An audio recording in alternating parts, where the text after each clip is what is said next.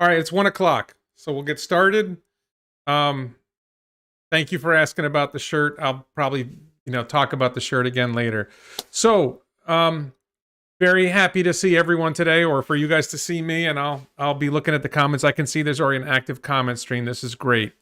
I'm gonna rant about the quote EV market. This is something that's been bothering me for months now, that I keep seeing people talking about the EV market, but I'm gonna cover a couple other things first, and then I'm gonna go on an extended rant about the EV market. So the first thing I want to talk about is, if you check my channel, I just posted a video yesterday morning, I think it was yesterday, about what I think is coming in 2021. Eugene Wolf asks, what's your background in education? Okay, so before I get into predictions, that's a great question.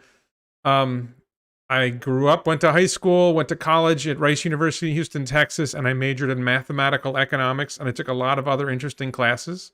I went to Stanford University after that in a PhD program that was called Political Economics in the business school. So I studied a variety of things. I took finance classes, marketing classes. I took economics and political science classes.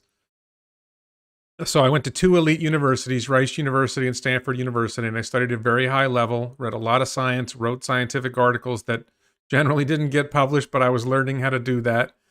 And then I went to law school. I decided not to go through with the PhD. I don't think they wanted me, and I didn't really want them. Decided that the noble pursuit of truth wasn't all that noble, and it wasn't so much about truth, so I decided to become a lawyer. I like making that joke. Went to law school where my father was a professor, got to go to law school for free. I was getting paid to go to Stanford, so that's not particularly exciting, but went to law school, went to Japan for a year after law school, taught English in Japan. I speak Japanese to some extent and read Japanese to some extent.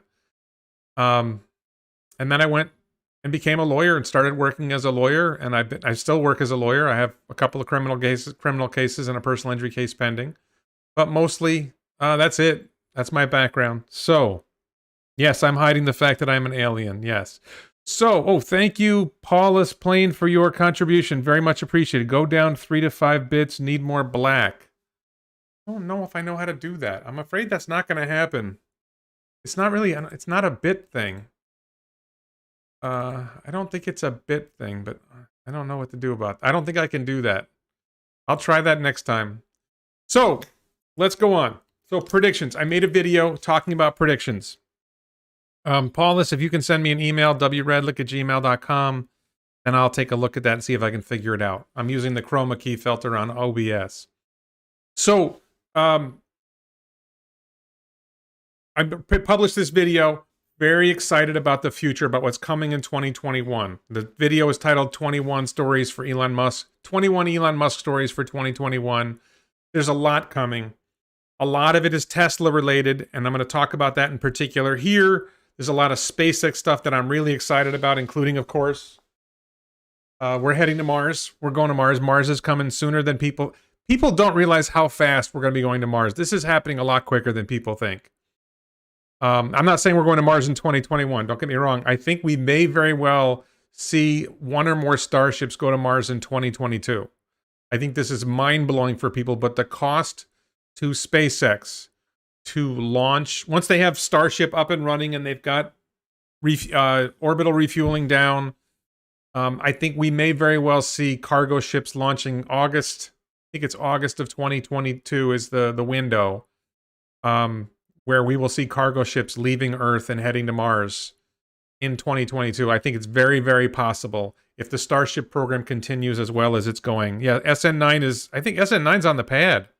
SN9's on the pad, SN10. They set up a second launch pad. So SN9 is on the pad, and there's a spot for SN10 to be on the launch pad when SN9 launches. This is crazy. It's amazing. So, I think the biggest thing that people should think about for early 2020, and I mean like a week or two from now, I'm expecting the the fourth quarter 2020 delivery numbers to be announced on January 4th. And if you look at Tesla's history of vehicle deliveries, this is an indication of where things are going for 2021, 2022, etc.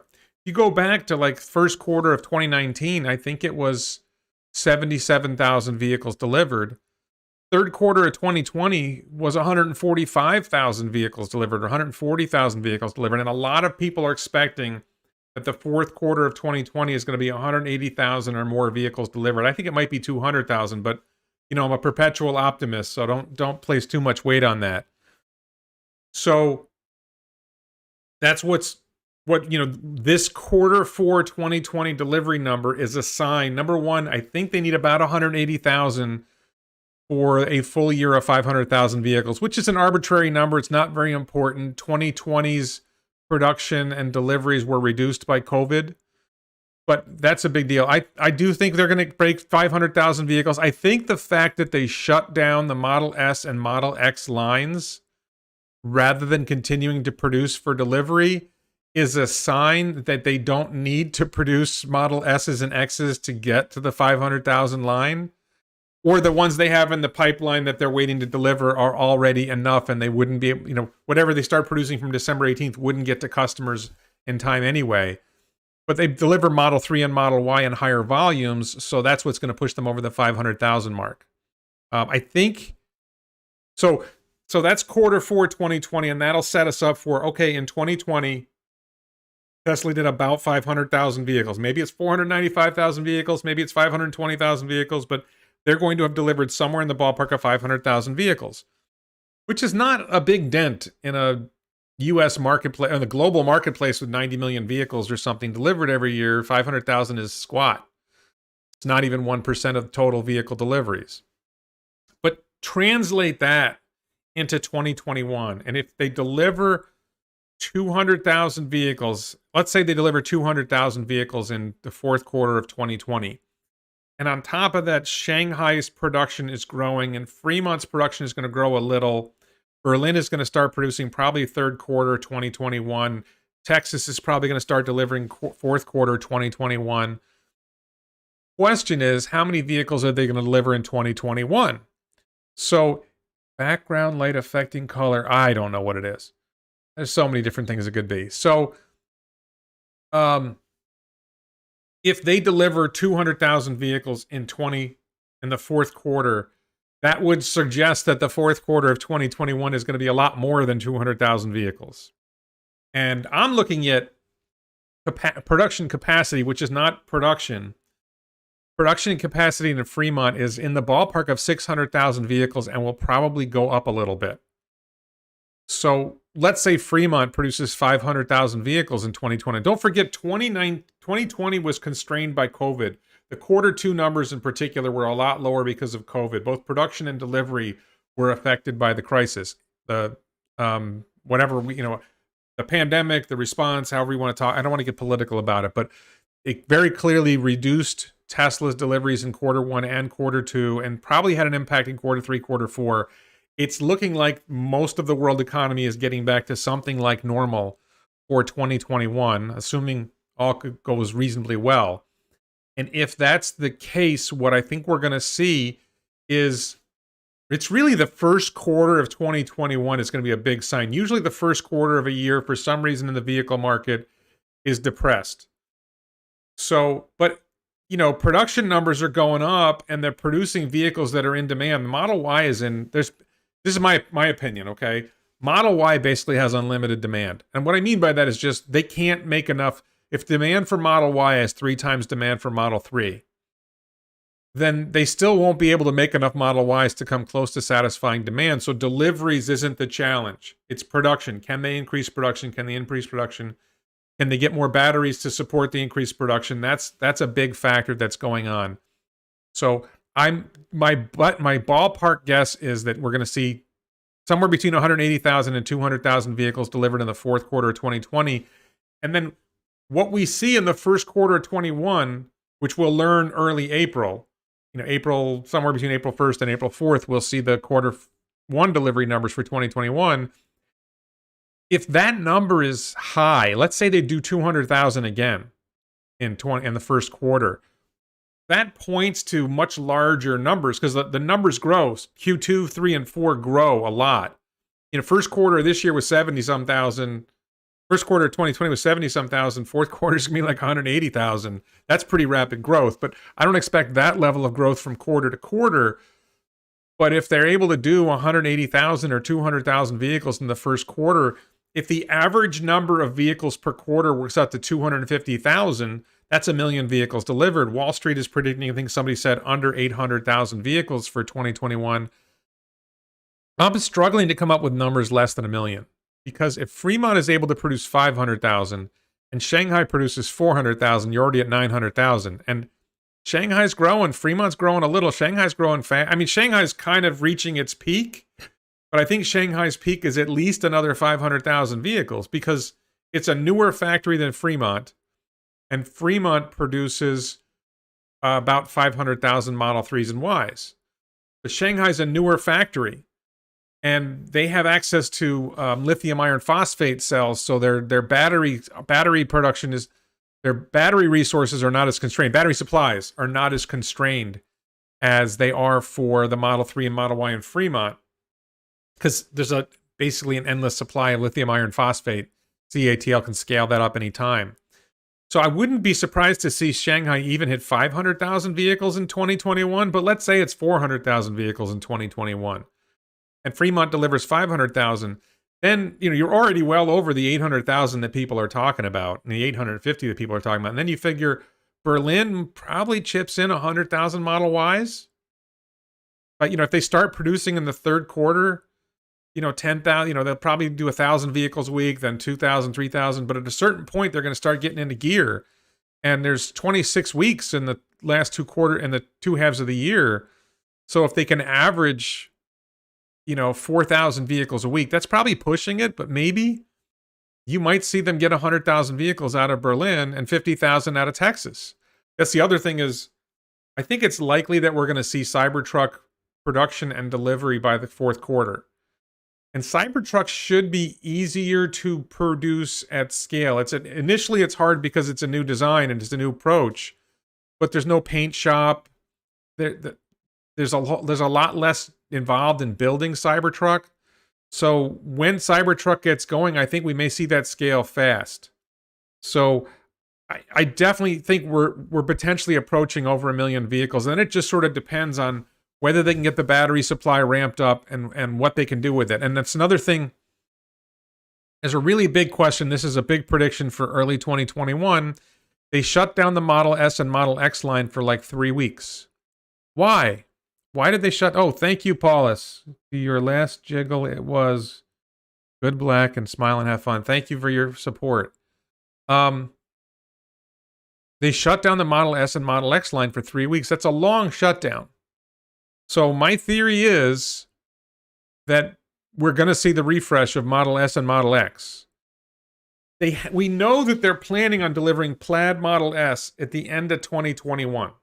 Somewhere in third, fourth quarter 2021, we're going to see Plaid Model S, $140,000. And that vehicle is going to have structural battery pack and tri-motor. Structural battery pack with high nickel cells and the tri-motor layout. So if they're going to have to, once they start making Model S Plaid, they're probably going to make all Model S's with the structural pack. Otherwise, they would have to create a separate line just for Plaid, which is a low volume vehicle. So at some point in 2021, they have to shift the Model S lines over to structural pack. Well, why not now? We know they have casting machines in Fremont already, and they're not using them. The casting machines that are going to be used for Model Y in Berlin, we know they have a couple of them in Fremont. So maybe, and Model S and Model X are low volume vehicles. So it's just a theory that Model S and Model X. Thank you, Scott Steigerwald, for joining the channel. Just really quick, we have a new member of the YouTube channel. There's a membership process. I personally prefer Patreon, but please join the YouTube channel if you like that better. And there's an exclusive content level on YouTube where I occasionally post things on YouTube on my community page that only the exclusive content members and higher can see. Same thing with Patreon. I post some things that only Patreon members can see. And there are discounts for shirts. Patreon members and YouTube channel members get discounts on shirts if you like the shirts. So I think there's a strong chance that Model S and Model X if they're going to do a refresh, they're going to make Model S and Model X more similar in terms of sharing parts. Model 3 and Model Y are like 70% plus the same parts. If they can make Model S and Model X 70% the same parts, then it makes the cost of manufacturing a lot better. And I think they're heading towards a world where they can produce the Model S and Model X at lower cost, and that means they can lower the price and compete more effectively. And I should say oh, thank you, Cormac, for joining. I should say I think that if they are able to deliver the initial model, if I'm correct and they're retooling the lines and they're going to come out with a refreshed Model S and Model X using the high nickel cells, this is another key detail. We know they're producing high nickel cells at the Fremont factory, and they don't have a vehicle to use them yet. They're using 4680, 46 millimeter diameter, 80 millimeter tall cells. They don't fit in any other car that Tesla makes right now, and they're making them in some volume. Well, you can't use that in a high volume vehicle yet because you don't have enough volume of cells. But you can use them in a low volume vehicle, and Model S and Model X are fairly low volume vehicles. So if the expectation is that Tesla is going to produce 10 gigawatt hours of high nickel cells by the end of 2021, which is a good ballpark, they're hoping to produce 100 gigawatt hours in 2022. 10 gigawatt hours goes a long way if you're just making 120 kilowatt hour packs. You could easily make 50,000 Model S's and Model X's with 10 gigawatt hours of high nickel cells. So that's why my prediction is that the Model S will come out with a high nickel version, 4680 structural pack, and it'll have a 120 kilowatt hour pack, and it will be lower weight because it's structural pack and generally better performer. And it will achieve a lot more range. I think they may get to 500 miles of range with the high nickel cells because the energy density is so much higher. The weight is lower. The structural pack saves weight. Well, yeah, you could use them in Roadster or Semi, but Roadster and Semi aren't ready yet. Semi's coming. That's another big question: is when is Semi coming? They could use them in Semi if they start producing Semi earlier, but there's no indication they have a factory yet. If you remember back to the third quarter slide deck. I think it was the third quarter slide deck or the annual meeting slide deck. They didn't have a location yet for Tesla Semi production, but we know where Model S is being produced. Now, 4680, I think Elon said they're already in the low 300s watt hours per kilogram. So I think the 4680 already, the current version of the cell they're making, this is going to get better every few months or so. They're going to redesign how they do this, but I think they're already at 320 watt hours per kilogram ballpark on the 4680 cells. So you go from 2170 cells in modules in packs, 18650 cells in modules in packs in Model S and Model X, which are about 260 watt hours per kilogram or 270 watt hours per kilogram. But at the pack level, it's not as good because you have modules and it's more complicated. If you go straight to structural pack, you're going from 270 watt hours per kilogram to 320, but you're also saving a lot of weight at the pack level. So I think you're going to see dramatically better numbers from Model S and Model X if they do this. And I think the current price for the long range, what's the difference between a refreshed Model S if it comes in January and Plaid in late 2021? Okay, so I think you're going to see an $80,000 long-range Model S. I don't think they're going to bother making a I don't know what the breakdown is in number of sales of performance Model S versus long-range Model S. But I think the performance Model S becomes irrelevant because Plaid is coming. So I don't know if they'll continue Of course, the performance Model S will cost a lot less than Plaid. Plaid's going to be $140,000. The answer to the question, what's the difference between refreshed S and Plaid? Plaid has 3 motors. Plaid is faster. Plaid Model S. The Tesla long-range Model S and the Tesla performance Model S that they make it will be 2 motors. So the third motor will add acceleration, will add higher performance, and some other desirable characteristics. Take on share price. I'm going to talk about that later. From which giga?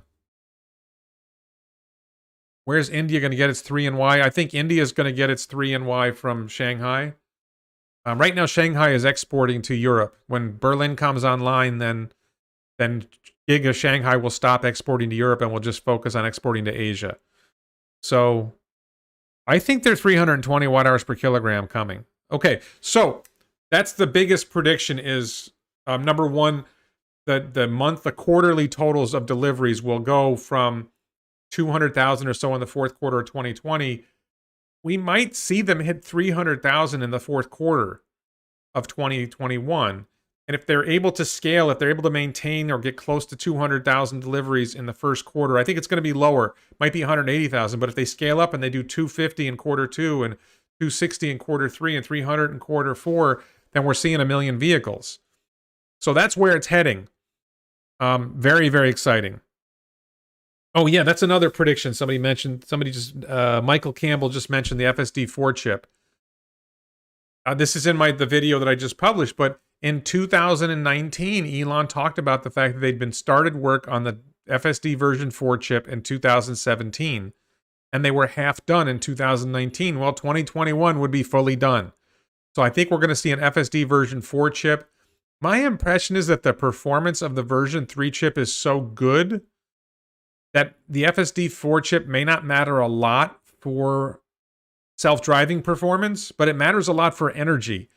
In urban driving, the energy consumption of the version 3 chip is significant. It's still lower than other alternatives that are out there, but it's significant. If they can lower the power consumption in the version 4 chip, that's going to buy an extra 10 miles of range maybe in urban. Just that alone will buy an extra 10 miles of range in urban driving, maybe 20. So that's a big deal. So yeah, that's coming. Okay. So I had a bunch of other predictions. I think Starship is big. Starship is going to be really, really exciting. So we're going to see SN9 launch within a couple weeks. I was ballparking the end of this year, but I think it's coming too fast and they have to do static fires and other things. So probably in the first week or so of 2021, we're going to see a SN9 do some kind of, maybe the same 12.5 kilometer launch and maybe something bigger. SN10 is going to roll out to the pad, and we're going to see an increased cadence. And the big thing that's coming in Starship development, aside from just testing SN9, SN10, and whatever, is SN15 is coming. And Elon said that serial number 15 of Starship is going to have substantial improvements. They're making tweaks here and there on SN9, SN10, and so on to improve on what happened with SN8. But SN10 is going to have some pretty big improvements, and I think it's going to be using a more advanced steel. And I don't know what else. I'm not sure. I think they're developing construction methods. One of Elon's goals is to lower the overall weight of the ship. I think the current Starship, like SN8, SN9, I think they're about 110 tons. Right? I think it's about 110 tons. And I think Elon wants to get them down to 80 tons. And I don't think SN15 will be that step. But he mentioned, when he talked about stretching the tanks, he mentioned that they might be able to get Starship down to 80 tons. And if you can get the Starship down to 80 tons, that means from 100 tons, then you can carry 20 tons more cargo. It's that for the same mission. So that's a big deal. So no leaked specs. Well, I mean, Elon said it would be 3 times better in most performance characteristics. So, 1/3 the energy consumption, 3 times the processing power. I'm guessing that by designing the chip, and they're going to be redesigning the software to adapt to the chip, there's going to be additional improvements with that. Dojo is coming in 2021 as well. I think Elon said, I think he said it was about a year away, and that was in November. So Dojo's taken longer than we would like. And he said something that sounded a little pessimistic about Dojo. Dojo is, believe that the FSD4 chip is going to be, I think it was 8-bit integer math. 8-bit integer, and Dojo is going to be 16-bit floating point. He said 32-point didn't add that much, so they're definitely getting right down to that level with it. Okay, so I had a lot of other predictions in that video. I encourage you to watch it. I think Cybertruck is coming by the end of the year. I'm hoping, because I'm one of the early orders of Cybertruck, so I'm very much hoping that by the end of 2021, I will be posting a video with my Cybertruck. My taking delivery of the Cybertruck, my initial experiences with Cybertruck. I'm hoping that's coming soon. I ordered, in the first hour of the reveal, I ordered Cybertruck. So I'm excited about that. Okay. Remember, the rant is coming. I'm going to rant about the EV market, and I got a Patreon question I'm going to answer too. The other big thing I wanted to talk about, Dave Lee of Investing with Dave Lee, he tweeted about, and I made a video about this, he tweeted about the idea of an X.com holding company I'm going to talk about Apple in a second. I'm going to talk about Apple in a second. Evangelist just asked about it. X.com is a holding company for all of Elon's companies. And I think I didn't think that made sense. And then, of course, Elon said it was a good idea. And I put together a video piecing together what I think he might mean, if he means anything. So I don't think it's possible to merge all four companies into a holding company. We're talking about Tesla, SpaceX, Boring Company, and Neuralink. I think Tesla is too big and public, and it would be very hard to merge Tesla with the other three unless Tesla acquired them, and even then that would be difficult. I don't think it's necessary, so I proposed an alternative idea where Elon works with some other investors and forms a holding company called X that they all chip in shares to start the formation of the company, and then they solicit investment. They basically do an IPO, and they get investment. The business of the company is just investing in Elon's companies. Not limited to that. They could invest in other companies.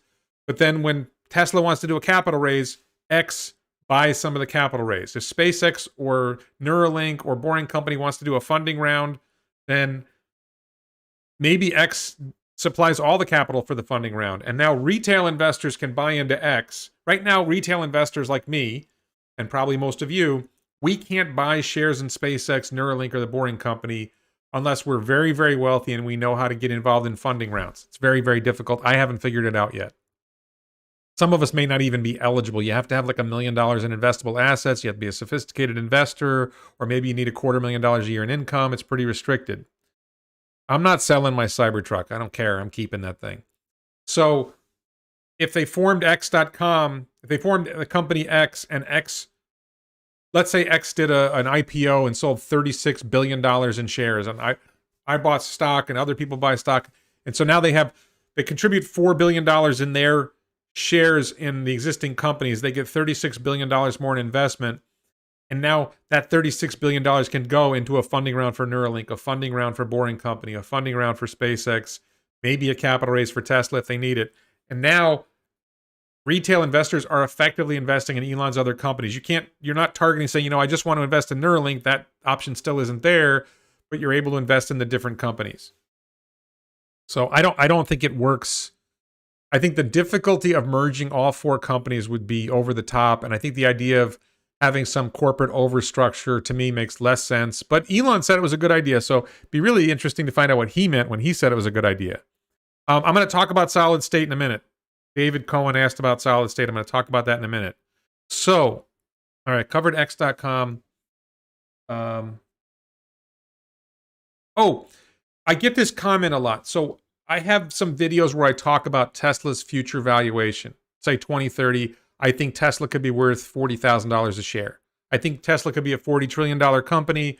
I think Tesla could even conceivably be $100 trillion. If they follow the robotaxi strategy that I've laid out several times before, I think Tesla could become a $100 trillion company, as in the total value of Tesla's shares added together could reach $100 trillion, which sounds insane to a lot of people. And one of the biggest criticisms I get, two types of criticisms. Let's go with the $40,000 share price, which would be a $40 trillion market cap roughly is. Well, the total U.S. market cap is $37 trillion, so Tesla couldn't be a $40 trillion market cap. This is the kind of reasoning that I don't think is rational, that I think sort of, it's a closed-minded approach to this question.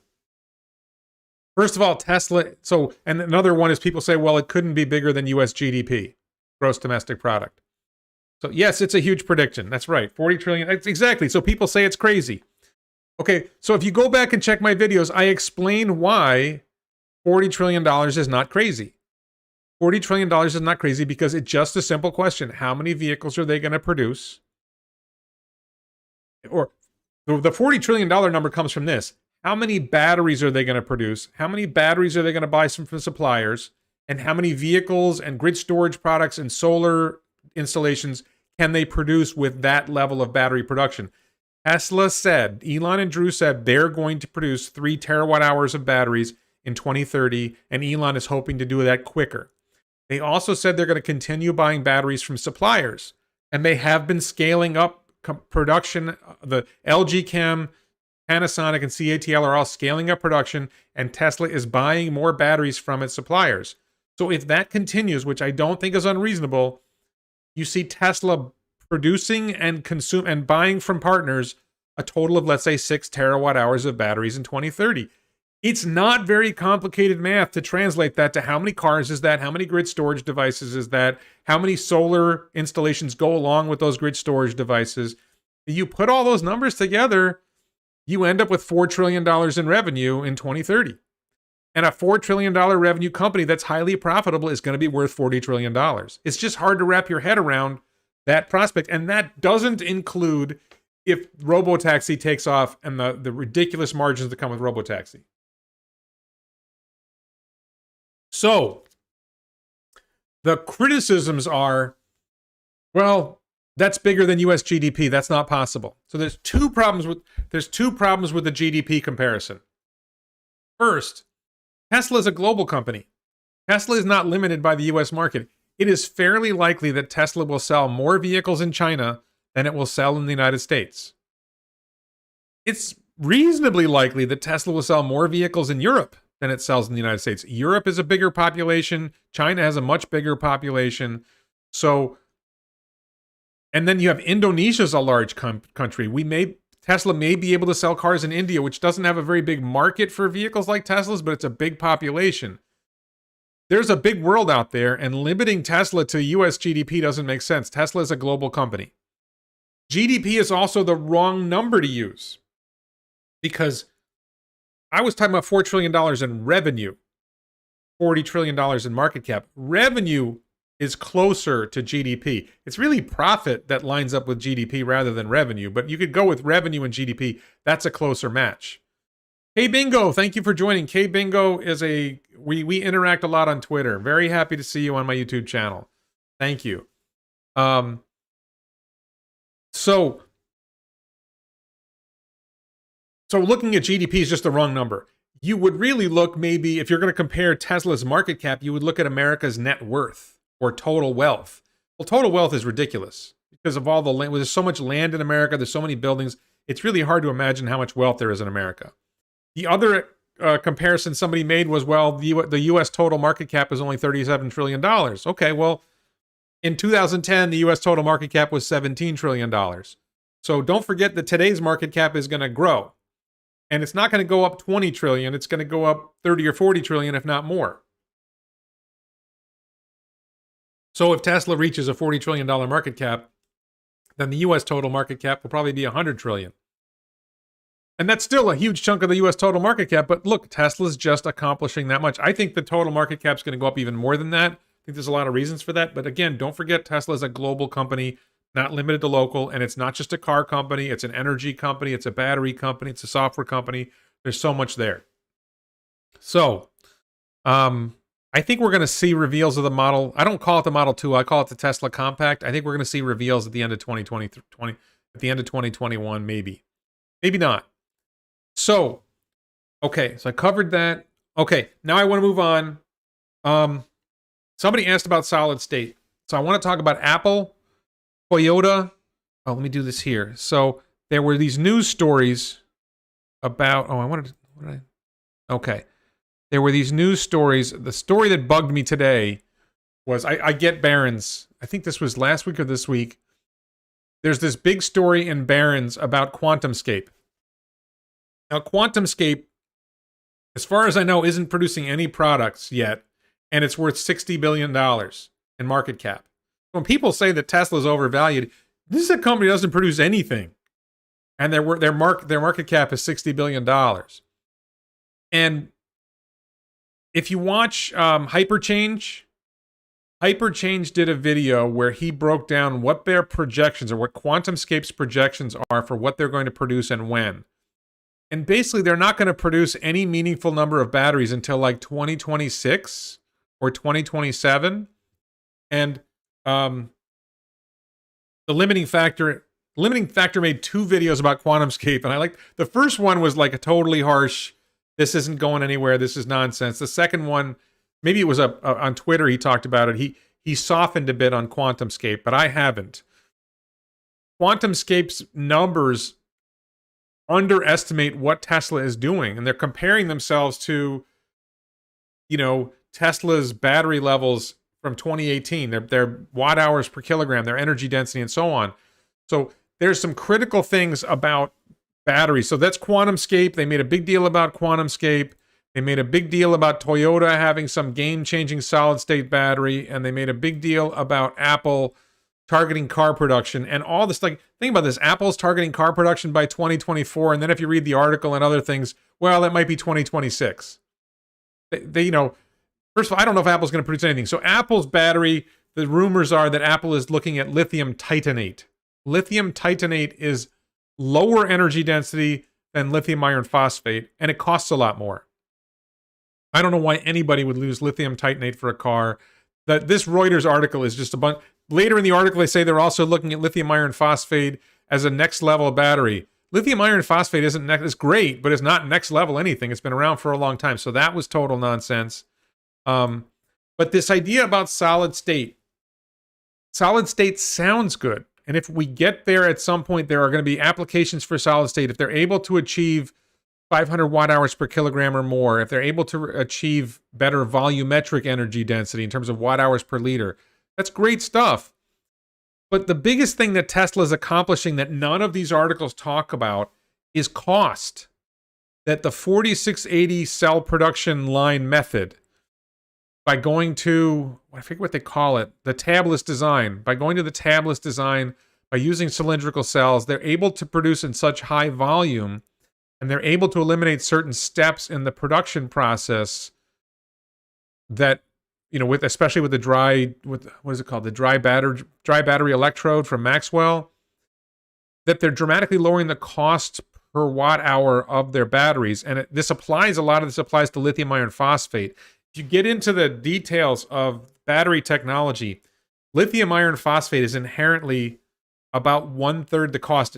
Before you count the manufacturing steps, lithium iron phosphate is about 1/3 the cost of nickel-based chemistries. So we're in this interesting world where people are excited about the sexiness of high energy density batteries, but lithium iron phosphate is already good enough that it's operating in Tesla vehicles in China, and it's selling. And because it costs less, they're able to sell vehicles for lower price, which is that affordability thing that Elon always talks about.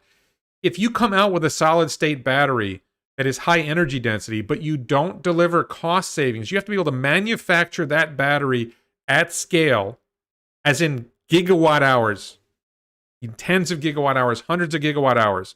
You have to be able to manufacture that at scale. Thank you, Cormac, for your support. Very much. Apple's going to buy up all the dead OEMs manufacturing locations for pennies on the dollar. Maybe, but I think those factories are going to be dead weight. I don't think that's helpful. I think building new factories makes more sense. So, and also the locations of those those manufacturing locations are often bad locations. Labor costs are higher, and local regulation is more difficult. So with solid state sounds good. It sounds sexy. Technologically, it sounds more pure and a more effective method for making batteries work if you can deliver it. But if you can't deliver it at a low cost per kilowatt hour, then it's not going to matter. Because if I'm building an urban robotaxi, yes, dry electrode is definitely lower cost. If Tesla is able to deliver an urban robotaxi with 300 miles of range with lithium iron phosphate cells that cost less than $50 a kilowatt hour, and you come out with a solid state battery pack, but it's $120 a kilowatt hour, even though you're giving me higher energy, let's say you're giving me double the energy density, it doesn't matter for the urban robotaxi because we're already at 300 miles of range, which is all an urban robotaxi needs. It doesn't need more. So this is actually one of my questions about the high nickel cells is, thank you, Rob Ellis. When will Tesla repatriate China profits? Will China steal Giga Shanghai the way they stole Celine? I'm going to skip off for a second and answer Rob's question. I don't worry about repatriating profits. I think whatever profits are generated are going to be invested in new factories and new technology. and new design. Tesla is investing to grow, not trying to repatriate profits to distribute dividends. I don't worry. So Rob's question hits on a point that I see a lot is we've had propaganda for decades demonizing China. And China's not perfect, and China has problems. But the greatest enemy of the American people is Washington, D.C., not China. China has been good to Tesla. China has problems. Don't get me wrong. There's problems in China. But China has a better economy for innovation. This is where battery technology is happening, is in China. The idea that China is going to steal our technology, China has the best battery technology in the world. Tesla has an edge, but if you talk to Jeff Don says the battery research, all the best battery research is happening in China. I don't think there's anything to steal in Giga Shanghai. I think that notion that there's something to be stolen there is faulty. I think that it's not that hard to know what Tesla's doing, and other companies aren't stealing it. Same thing with reusable rockets.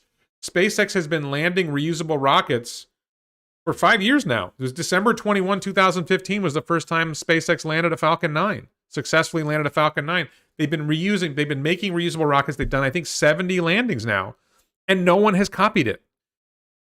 If it was so easy to copy stuff, somebody would have come up with a reusable rocket by now, and no one has even tried. This is like, here's an interesting question. I'm gonna ask guys to answer this question. Ask people to answer this question. When will the next company do an orbital launch and landing of a rocket booster? Because I haven't even seen anyone close. I think Blue Origin is talking about landing New Glenn on a ship, but they're not even close. So if it's not so easy, this question that was asked, I'm sorry, it already scrolled past the screen. The question that was asked about, China stealing Giga Shanghai's secrets, it's not, you can steal the secrets. You can't steal, look, it's straightforward, vertically integrate and iterate and engineering, but this is not something you can just steal, especially like the robotaxi software. You can't just steal full self-driving.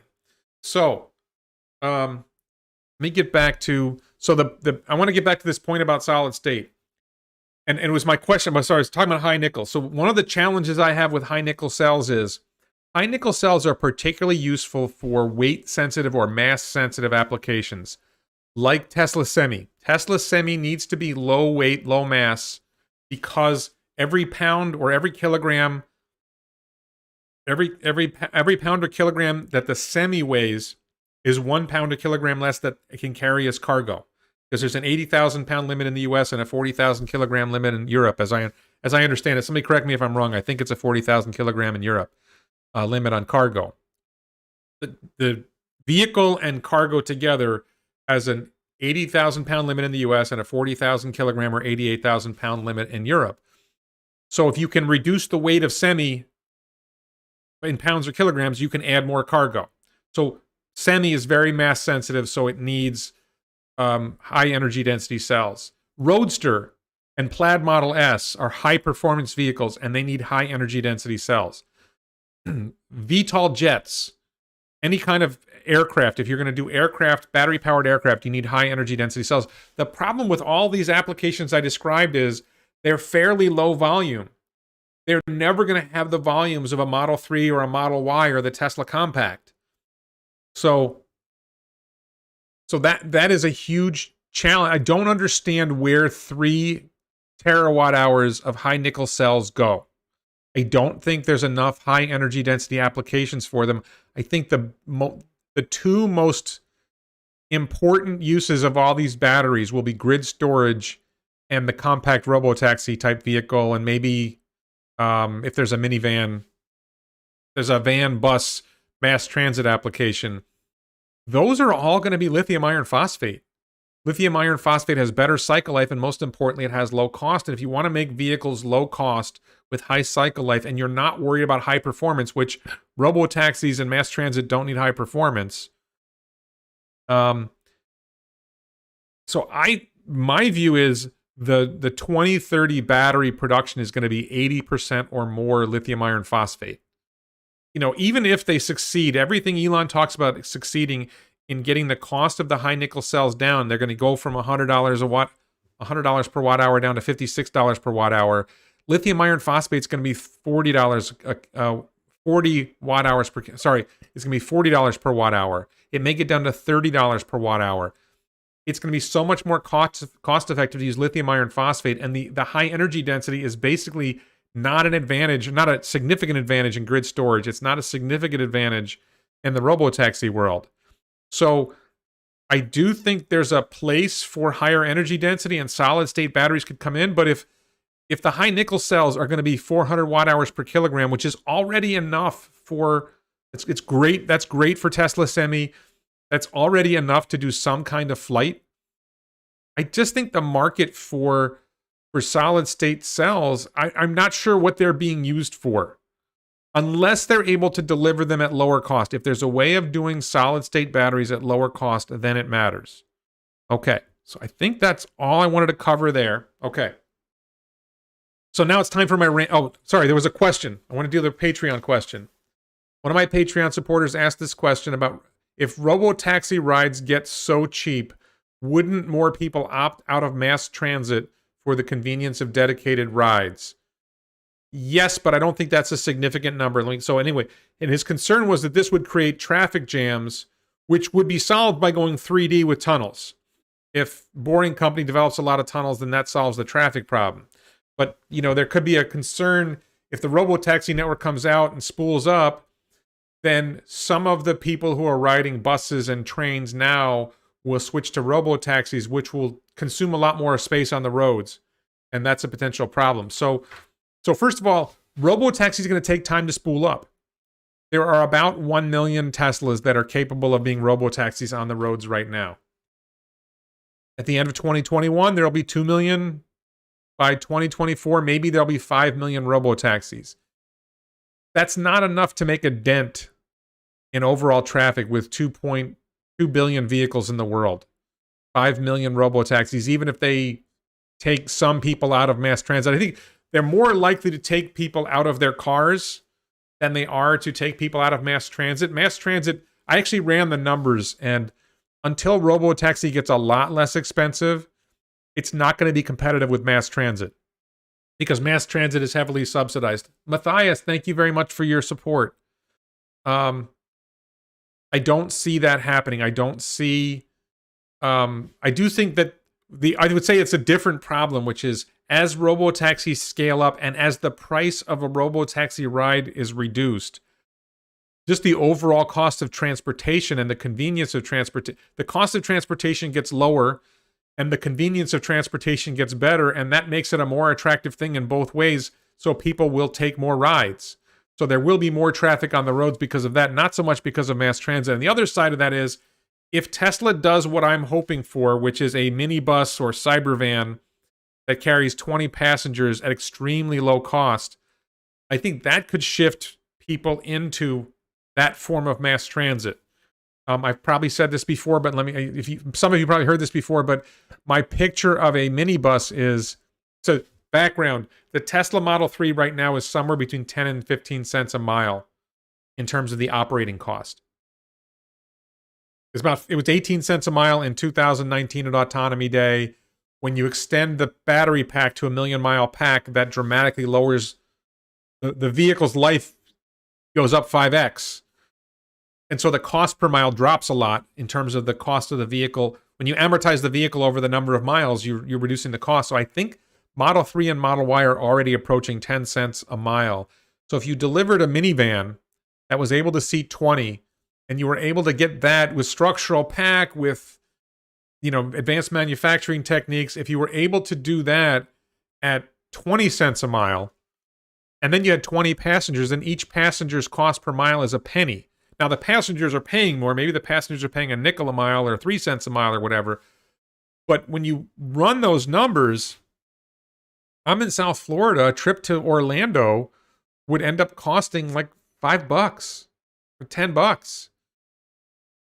For me, the price for me as a passenger, the cost for them to operate the vehicle is much lower. So I think there's potential for absolutely monstrous profit for Tesla in operating robovans that carry 20 passengers or 30 passengers or 40 passengers in poorer countries where people can't afford are willing to pack in more for a lower price. I don't know if it has to be door to door, Jeff. I think it could be close to door to door. You know, if it gets you a block or two away, if it's still more convenient than existing mass transit and it gets you closer, I think that's good enough. So I think that's coming. I think that's going to be amazing. And I think we'll probably see some kind of optimization for Tesla Minibus Cybervan so that it's able to optimize its routes using, if you haven't heard of it, look up linear programming and the Karma Car algorithm. They're probably going to do some amazing software to figure out what's the optimal routing to get the most people to their destinations, shortest distance to pick up, shortest distance to destination. There's a big optimization problem there, but I could see Tesla doing that as well. So, all right. So I think I answered that question. Now let me just check the comments before I go into I'm going to do my rant. Solid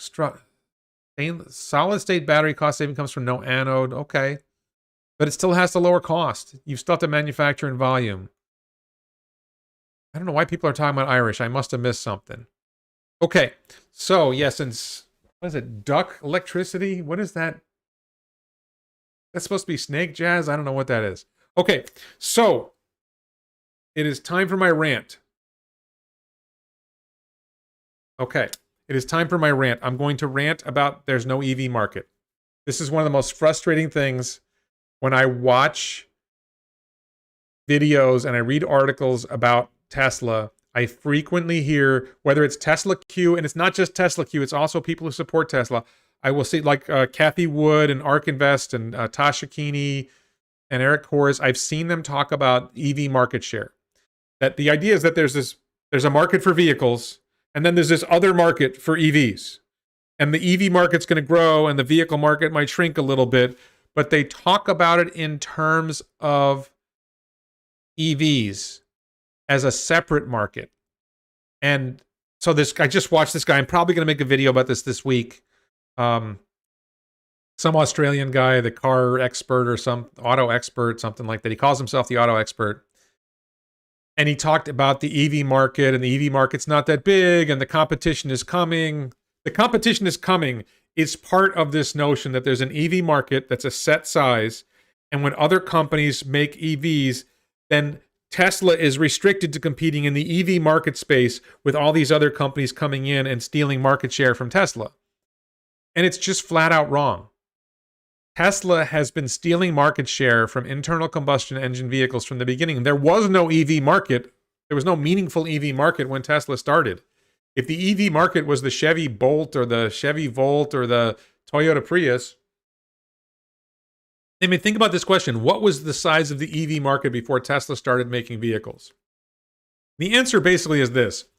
Every year, Tesla makes more vehicles, and the size of the EV market grows as Tesla makes more vehicles, because Tesla is basically creating the EV market. I mean, there's NIO and there's XPeng and there's Rivian. There's some other companies that are sort of making EVs to some extent. But John Cadogan, yes, that's the guy. John Cadogan had this video, and it was just really annoying. I couldn't watch the whole thing. Because when you start with this premise that there's an EV market, and then Tesla is getting a percentage of the EV market, and as the EV market grows, Tesla gets a percentage of that, that's just nonsense. So here's... So the thing is, there is a much larger market for vehicles. And EVs are just a part of the large market.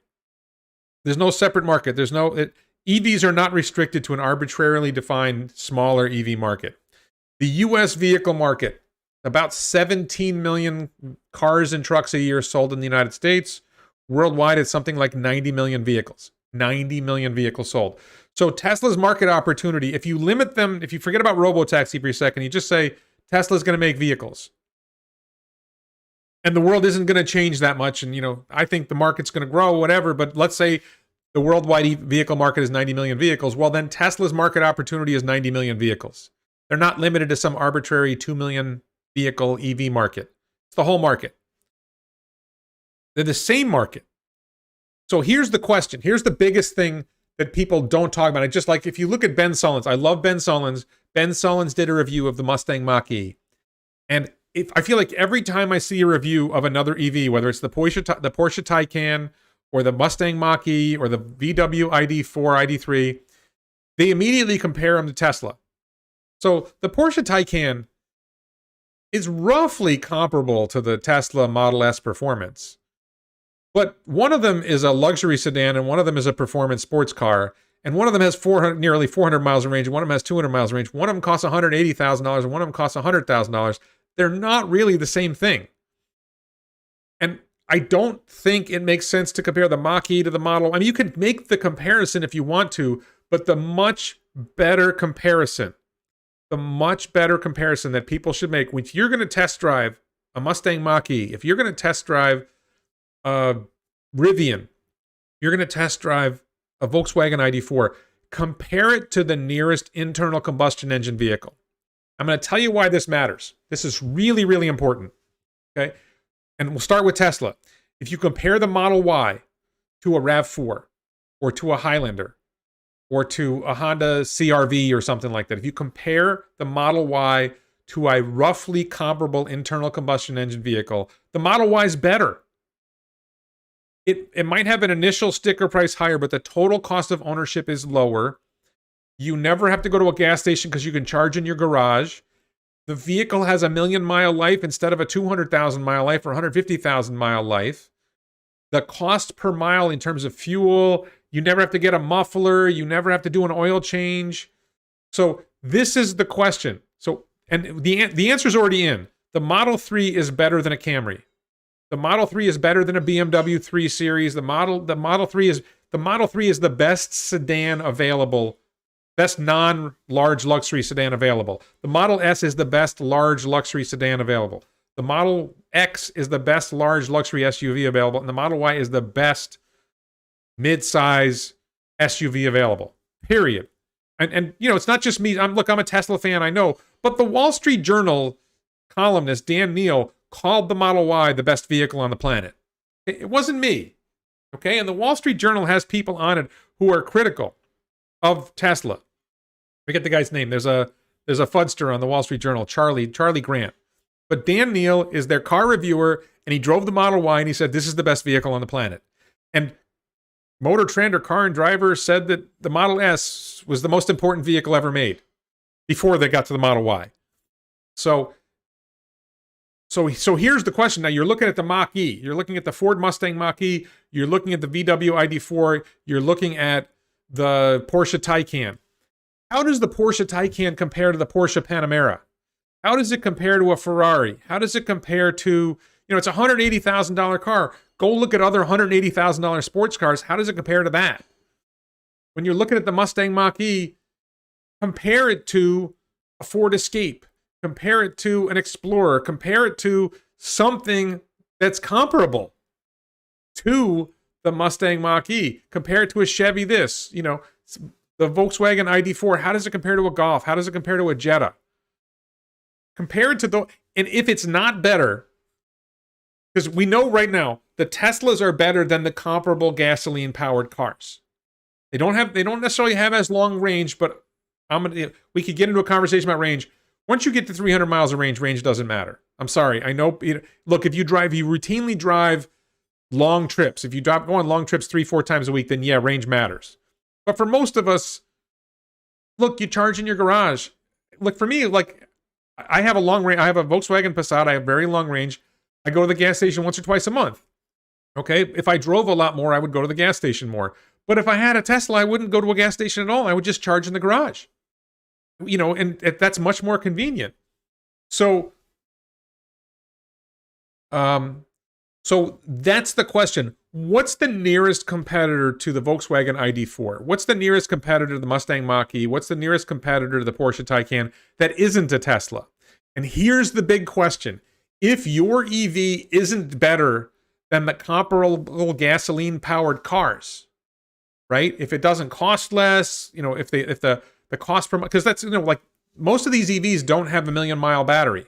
They don't really have a 1,000,000-mile range. We don't know how long those vehicles are going to last. They don't have the Tesla supercharging network. There's a lot of things they don't have. Do they compare favorably or at least competitively with gasoline-powered cars? Once they're better than gasoline-powered cars, it doesn't matter how they compare with a Tesla. because the EVs are looking to take the 90 million vehicles worldwide that are produced every year. They're looking to take that market. If you're producing an EV, you're not looking to take market share from Tesla because that's a small market. You should be looking to take some of the 90 million vehicles out there and say, look, Tesla only made 500,000 vehicles in 2020. If you're going to make EVs and you're just going to take share from Tesla, then you're capping your potential market share at 500,000 vehicles, right? Unless you acknowledge that Tesla's going to grow like gangbusters, and then, okay, 2021, Tesla's going to make 1 million. Do you want a piece of 1 million vehicle market, or do you want a piece of a 90 million vehicle market? So the problem is that the mainstream manufacturers, the Fords, Volkswagens, Porsches, whatever, they're not looking at, they're still so caught up in the internal combustion engine that they see EVs as a sideshow. If they said, you know what, EVs are the future and we got to get there now, then they would be converting all their production over to EVs as fast as possible, coming up with better EVs and making vehicles that would compete with not Tesla, but if you're Volkswagen, you want to compete with Ford, you want to compete with Toyota. If you're Toyota, you need to compete with the bigger players, because if your EV isn't better than them, you're not going to sell EVs. And this gets to one other point I wanted to make. One other thing that strikes me, that when you see a story that the Mustang Mach-E costs $42,000, it's a lie. Okay, now technically, does the MSRP say $42,000? Yes. What did it cost Ford to make that vehicle? Thank you, Cormac. Availability of car finance. Cormac, I'm not sure what you mean by the availability of car finance. To my knowledge, I don't think here in the U.S., I'm not aware of a problem with car finance. I personally can get a car loan for whatever I need. So I'm not sure where you're going with that, Cormac. So I'll look to see if you have another comment. But I want to just focus on this point. If Ford, so look at the Porsche Taycan. Okay, it's a $180,000 or so vehicle. Porsche invested about $10 billion in the R&D to make EVs. Ford invested about $10 billion in the R&D that we know of. We don't know that they're not lying. Okay, we don't know that they're not understating this. But if you take $10 billion and let's say Porsche sells 20,000, I don't think they're at this level yet, but let's say they sell 20,000 EVs a year, and they do it for 10 years. You amortize that over 10 years. That's 200,000 vehicles. You spent $10 billion. It's $50,000 a vehicle just in R&D. $50,000 in R&D per vehicle. Take the Mustang Mach-E, and I think they're targeting 50,000 vehicles a year for 2021. I don't think they're going to get there, but I think their goal is 50,000 vehicles a year. I saw them talking about 4,000 vehicles a month. I doubt they're going to get there, but let's suppose they get to 50,000 vehicles a year, and they do that for 10 years. That's 500,000 vehicles.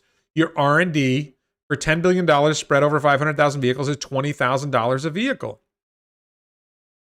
They're selling the car for $42,000, they say. They're not really selling it for $42,000, by the way. If you go to the dealership, you find out the dealer is sticking an extra $6,000 premium on it. But even if they were able to deliver that car for $42,000 for real, if they've got to expense $20,000 in R&D, they can't be making the vehicle for $20,000. It's not, it's just the batteries alone.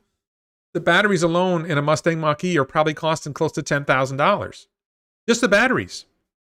Because they don't have Tesla's economies of scale on batteries. Now you compare that to Tesla. Tesla's making 500,000 EVs this year, and they're going to make 1 million next year. And this is a big prediction. Big prediction here. From 2021 to 2030, for that decade, Tesla will produce between 50 million and 100 million vehicles. Where Ford might make a few million EVs, Tesla's going to produce 100 million vehicles, 50 million vehicles. So spread the R&D. Let's say Tesla spends a lot more on R&D. Let's say Tesla spends $50 billion on R&D where they're spending 10. Okay? 50 billion across 50 million vehicles is only $1,000 a vehicle. The R&D expense, if you go big on EVs, the R&D expense is spread over more vehicles, and the R&D component of vehicle cost is much lower. So when you see that a Mustang Mach-E is $42,000, they are losing, excuse my French, but they are losing a shit ton of money on every vehicle.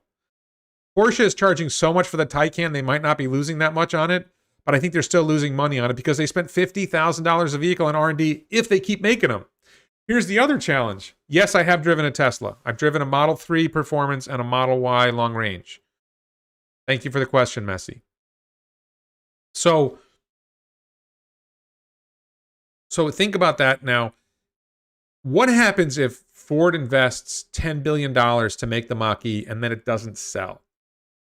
What if they don't have... I think it's going to sell. I want to be clear. I think the Mustang Mach-E is a good vehicle. I think it probably is better than gasoline-powered vehicles. So if they take that and they scale production, then the Mustang Mach-E could very well become significant. But it's a real problem for the other companies, because if you make a baddie, like I think the Volkswagen ID3 and ID4 are not particularly compelling vehicles. I don't know if the Mach-E is that compelling. I know, Lucid's design looks kind of loopy, and Rivians are really expensive. Are they going to be able to get the Rivian trucks priced down? Because look, I'm going to get a Cybertruck for $50,000, $7,000 with full self-driving. I think Rivians are going to start at $70,000. Why am I buying a Rivian over buying a Tesla? And, is Rivian going to be cost competitive with gasoline-powered cars? Let's see. So Matt asks, what if everyone in the world has their own car? I don't think everyone's going to have their own car. I think most people are going to stop bothering to own cars, and they're going to ride robotaxis. Neo looks nicer than Tesla. I don't think so. How much time do you think it will take for truck people to adopt the Cybertruck? I own a Ford F-150 and can't wait for Cybertruck. That's a good question. So keep in mind that the initial volumes of Cybertruck will be low, and they're hoping to scale up to 250,000, 300,000 vehicles a year. Currently, Ford sells 1 million F-150s between Dodge Ram and Dodge Ram pickups and the Chevy pickups. I think there's probably 2 or 3 million pickups a year being produced.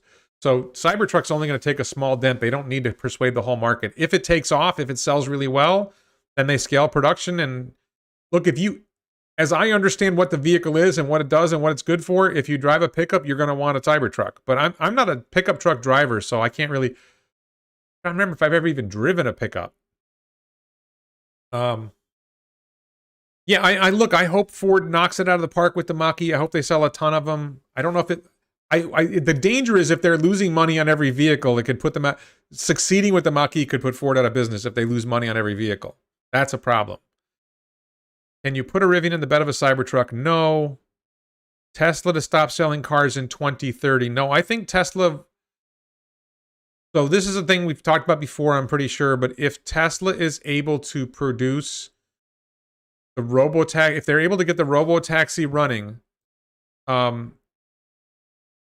I think we're going to see... Where is that activity? Oh, there we go. If Tesla is able to get the robotaxi, that's the full self-driving working, if full self-driving is working effectively and they're able to get the robotaxi network running, I think that, number one, they will be able to charge so much for the cars that most people won't be able to afford them. They will put them in their own fleet, or fleet buyers will buy them. Well, that's a good question. Jim Bates asked if cars will be obsolete in 10 years. I think owning cars will be obsolete in less than 10 years. But I think that Tesla is going to run its own robotaxi network, and I'll put my Cybertruck in it, and if you have a Model 3 or a Model Y, you might put your vehicle in it, and we'll make money off it. But ultimately, it makes more sense for Tesla to own their own vehicles, and Tesla owns their own robotaxis, and they're going to make insane amounts of money, and it wouldn't make sense to sell them. So they'll still sell some Plaid Model S's and Roadsters for insane amounts of money, but it's not going to make sense. So... yeah, Ford has over $100 billion in debt to pay. I think Volkswagen has $200 billion in debt. I don't think that... Does Japan allow Toyota to die? There was some news I saw some news just the other day that Japan is still pushing EVs against Toyota's wishes. I think we'll know if... Paulo, thank you for your support. T25K will be Cybertruck based. I'm not sure what you mean by that. If you're talking about the Tesla 25K model, no. The Cybertruck base model will be $40,000. It's going to be I think it's going to be a completely different vehicle. Interesting idea. One interesting idea is that the Tesla Compact could be based on the Cybertruck manufacturing style. Warren, did you already pay for FSD? I locked in FSD on my Fire, but you only pay $100 for the deposit. And I included FSD in my deposit, $7,000 locked in. And I ordered a second Cybertruck much later. That's $8,000 for FSD. Raymond Yu, do you see Tesla having the largest market cap in 2030? Bigger than Apple. I see Tesla having the largest market cap by 2024, if not 2023. But I don't, it's hard to predict market behavior versus actual value. I think Tesla is already, okay, let me be clear about this. I think Tesla is already the most valuable company in the world. Already. Okay? Because if Tesla is going to be worth $40,000 a share in 2030 or a $40 trillion market cap, and you back out what would you pay for an investment that would be worth $40,000 in 2030, you would easily pay $10,000 for an investment that's going to 4x in 10 years for most investments. So if Tesla's worth $10,000 a share now, it's a $10 trillion company. It's already 5 times as valuable as Apple. Okay? That's how crazy I am. Okay? And then, if I'm right about the robotaxi network, Tesla could really be worth $100 trillion in 2030, and it's really worth $25,000 a share today. So, I am very heavily invested in Tesla, full disclosure. So, but Robert Hansen, getting to your point, and Matt Burns about Japan, if the real hand will show, I think there's a really strong chance that Tesla will build a Giga Japan and that Panasonic will build a Terra Japan. That there's going to be, oh, K Bingo, thank you for your contribution and your consistent interaction on Twitter, by the way. When does Tesla become a cash cow, high dividends, and how does this mean innovation is slowed? So I think it's a while before Tesla does dividends. When the robotaxi network takes off initially, which I think is the end of 2021, really starts 2022, and especially 2023 with the Compact, it's going to generate a huge amount of money, but that money is going to be invested in building more factories and building more batteries. So at a certain point, which is probably 2026, 2027, it's spinning off so much cash that they literally can't use it all for growth. And at that point, I think we start seeing dividends. Unless Elon has another project that he wants to invest in and he can use the money for that and keep it in Tesla. But I think it's somewhere around 2026 or 2027 we'll start to see dividends. Because if the robotaxi is spinning money like I think it will, they just won't be able to use it all. Yeah, thanks, Larry. I do need to up my projections. Did I cover everything about that? I did cover all that. Okay. Oh, so I wanted to say one other thing about the EV market. The market, there is no EV market. There's a vehicle market. Here's an important thing to think about. Will there be so somebody asked me about something else. Will there still be a vehicle market in 2030?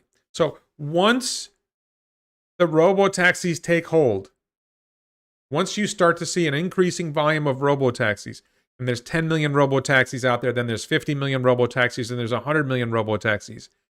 At some point, I think the demand for new vehicles other than robotaxis vanishes. And I think the vehicle market is going to vanish and be replaced by the transportation as a service market. Because when you own your own vehicle, you only use it a couple hours a day, that vehicle is wasted on you. Eric Mulder, thank you. Do you think GM gets bailed out again, or will they survive? What about Ford? So I think it's very likely that national governments will bail out companies like GM, Ford, Volkswagen, Toyota. And I think they will fail again after they're bailed out. I think that those companies they're geared for a previous world, and they're not capable of changing their behavior to adapt to the new world that Tesla and a lot of other companies and Amazon and other companies are creating. The world is changing so fast. So I think that's a great question. No, I think they will get bailed out and they still won't survive. And they got bailed out once and they're still struggling. They're not going to make it. They can't do it. You need to write a short book on all this and publish it. You will sell a lot of books.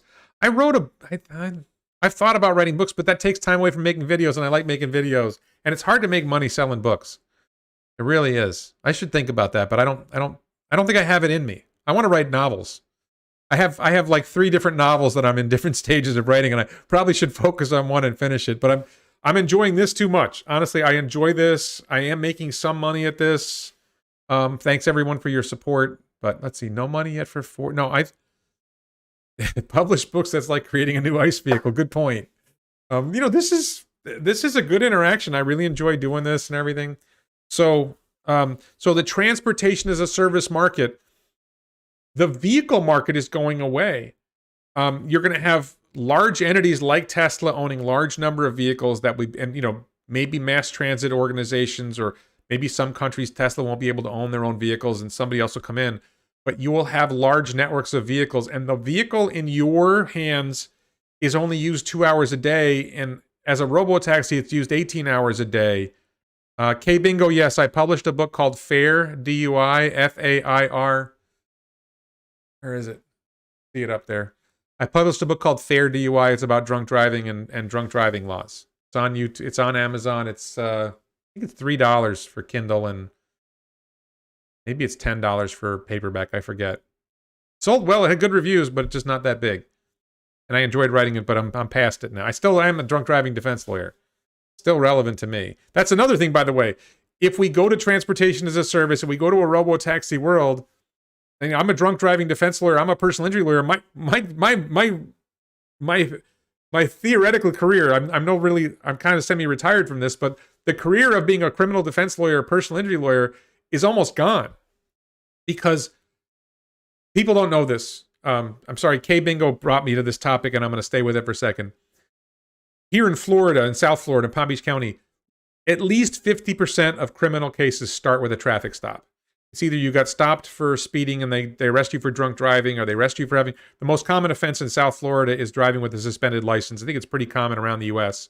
that it's a very common offense driving with a suspended license. And then a lot of drug cases come out of traffic stops. So ballpark, domestic violence is an exception. There's some other things that are an exception, but a large percentage of cases start with traffic stops. And with robotaxis, there's no more reasons for traffic stops. So think about how big that's going to change the world. DWI, driving while intoxicated. DUI, driving under the influence. Mark Plott said driving with influence. It's driving while intoxicated, which is the way it's called in New York State and a few other states, and driving under the influence, which is the more common DUI that's in most of the United States. And then I think in Canada and England and Australia, they call it drink driving. That's going to be gone. It's going to be gone. Okay, so let's see what Regen X generator. Okay, I'm not worried about that. Pain and suffering industry, yeah. Well, I mean, so I doubt the state will shrink. Yes, no, that's actually K Bingo. If you go back and look at some of my live interviews, I've interviewed a lot of politicians, and here's one of the questions. If we live in a robotaxi world and the robotaxis are inherently safe, why bother having traffic stops? Why bother having police? Why bother having a DMV if people aren't bothering to get driver's licenses anymore, and they're not, the vehicles are registered at the state level. No one's going to bother registering locally. You could eliminate a lot of DMV jobs. You could eliminate a lot of police jobs. Try to imagine asking a politician, and I've done this, what government jobs are you willing to cut now that we're not going to need these things anymore? And you get the biggest blank stares, or, well, we're not going to eliminate jobs. They're terrified of the idea of eliminating government jobs. Thoughts on Model 3 pricing through 2021? Great question, Kurt. Thoughts on Model 3 pricing through 2021? So I think Model 3 pricing is going to drop a little. I think what's really going to happen is, and I don't know if it's going to happen in 2021, in Berlin, we're going to see structural pack on the Model Y and the Model 3. In Giga, Texas, we're going to see a Model Y factory, and we're going to see that with structural pack. At some point, structural pack is going to migrate to the Model 3. And structural pack is going to lower the inherent construction and inherent cost of making the vehicle. They eliminate like 300 parts. They eliminate a bunch of processes. Remember, the best part is no part. The best process is no process. T-shirts, link below for the T-shirts. By the way, for me, the T-shirt website wasn't working well today. So hopefully the T-shirt website works for you. I was having a lot of problems with it. I don't think there's going to be... William says no need to own a car in 2030. I think 2024, 2025... As soon as robotaxis are readily available at scale in your community, you're not going to want to bother owning a vehicle. It's going to be so much more convenient to ride a robotaxi. Can non-EV car lobby put Tesla out of markets? I think that we will see the non-EV industry, the regular vehicle industry. I think, for example, Florida will adopt a robotaxi very soon. Florida, it's already legal. People don't know this. It's already legal for self-driving cars and self-driving car networks, and it's already, the state law prohibits local governments from interfering. They can't tax them. They can't regulate them. It's the state says you can go. So as soon as it's ready to go, it can go in Florida. Michigan, which is a big internal combustion engine vehicle state with big internal combustion engine vehicle manufacturers and a lot of lobbying influence, that's going to be a problem. States where the dealerships, the car dealerships have a lot of influence, that's going to be a problem. But Florida, you're going to see robotaxis operating soon in Florida. Yeah, I have a video. Oleg says robotaxi will kill a lot of professions. I have a video talking about all the industries it's going to destroy. Don't forget that new technology creates jobs too. It's going to free up a lot of cash for a lot of people. It's going to make a lot of things easier. Here's a prediction. Disney and Universal Studios in Orlando and Las Vegas, any tourist destination is going to boom because anybody who lives within a 3 hour, what's currently a 3 or 4 hour distance, is all of a sudden going to have a much easier time getting there. Beach communities are going to boom in terms of tourists coming to beaches. So wherever there's a place that people want to go, a lot more people are going to go because it's going to be easier and cheaper. So that's going to be big, and that's going to create jobs in those places. So I think Disney's going to quadruple in size in Orlando, and I think Las Vegas is going to boom. Huge things coming. Will the legacy automakers try to scale EVs, cannibalizing themselves? That's the huge challenge. I think they're too bureaucratic to scale EVs, and they're going to, if they were able to scale EVs, if they get bailed out and they dump all their internal combustion engine vehicles and throw everything they have into EVs, then they might have a chance. I still don't think they'll be able to make them as effectively as Tesla, but they could have a chance. Do I think Tesla will be able to find enough battery raw materials? Great question, Charles-Edouard Savoy. I hope I'm pronouncing that right. Do I think Tesla will be able to find enough battery raw materials? Yes. So here's the first thing. The most dominant chemistry going forward, especially in 2030, but I think even soon, lithium iron phosphate. Lithium iron phosphate is, all the battery chemistry materials are easily available. Iron is in huge volume. There's no problem getting iron. Phosphate's easy. And lithium is a challenge, but they don't use as much lithium in a lithium iron phosphate cell as they do in a nickel-based cell. So for nickel cells, yeah, there's a challenge. The stuff's in the ground. They can get it out. It's just how long it takes to get the nickel out of the ground. But lithium iron phosphate, they can scale that up in a heartbeat. Is Elon going to make a flying car? I think the Roadster is going to be able to fly. The Roadster with SpaceX package will be able to fly. Will it fly far? I don't think so, but it will be able to fly briefly. Original Disneyland is a ghost town. Yeah, I have a family member who works at Disneyland, and used to work at Disneyland. It's a mess. Japan needs solar panels and power walls. Yeah, I do think that the Tesla Gigafactory, I think Tesla's going to make a Gigafactory in Japan. I think Panasonic's going to make a Terafactory in Japan. I think they will make power walls and solar. I think they will make the Tesla Compact there as well. We'll see. Solar is kind of tricky for Japan because it's so cloudy all the time, but I think it'll still work. Hydrogen's dead. Is Lucid Air a serious competitor to Tesla? No. I don't think Lucid will ever produce a vehicle. I'm sorry. I know a lot of people believe in Lucid. I think there will never be a Lucid Air production vehicle. That's my opinion. I could be wrong. I hope I'm wrong. I want them to succeed.